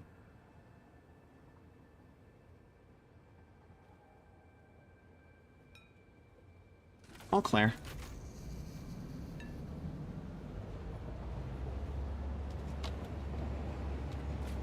Very good.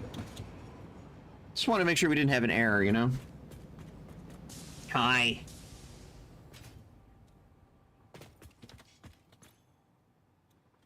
Okay, cool.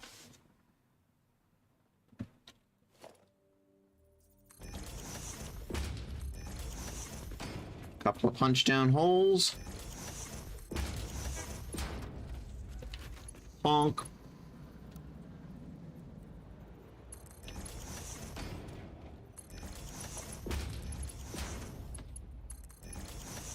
And there we go. We did some remodel work with modular load balancers in the factory. Then we went down, we built a quartz factory.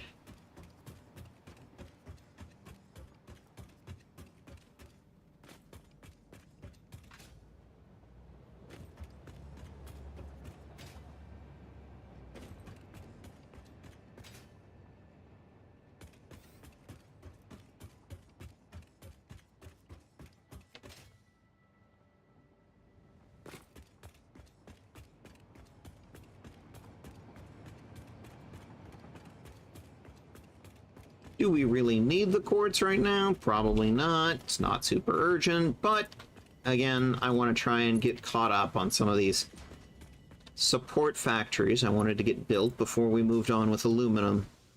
Although I think what's probably going to happen is next week, aluminum's going to be a primary focus. But that means I need to sit down and figure out where I want to build the aluminum plant. I might go to the place we went last time in Update 8, if any of you were around for that.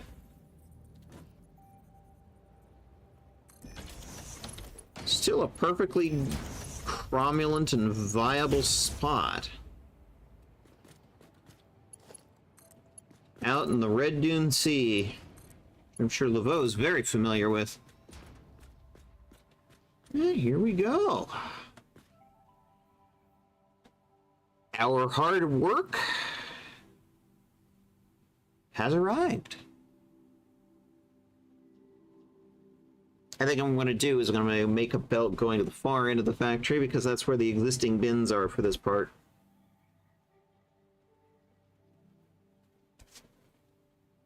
All right.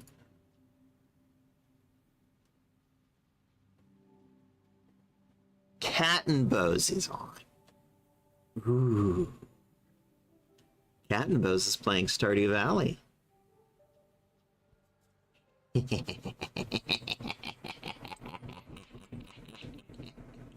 Shh. Don't warn her. We will do a raid message, though.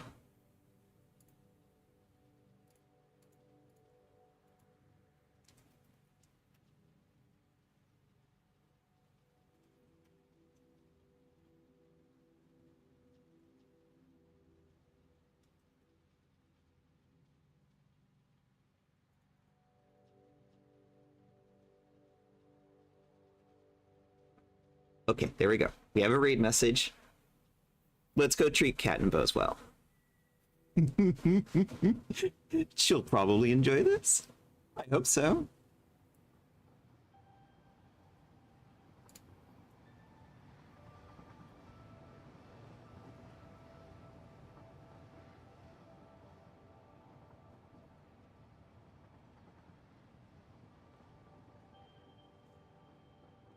See y'all on Friday morning for Baldur's Gate 3.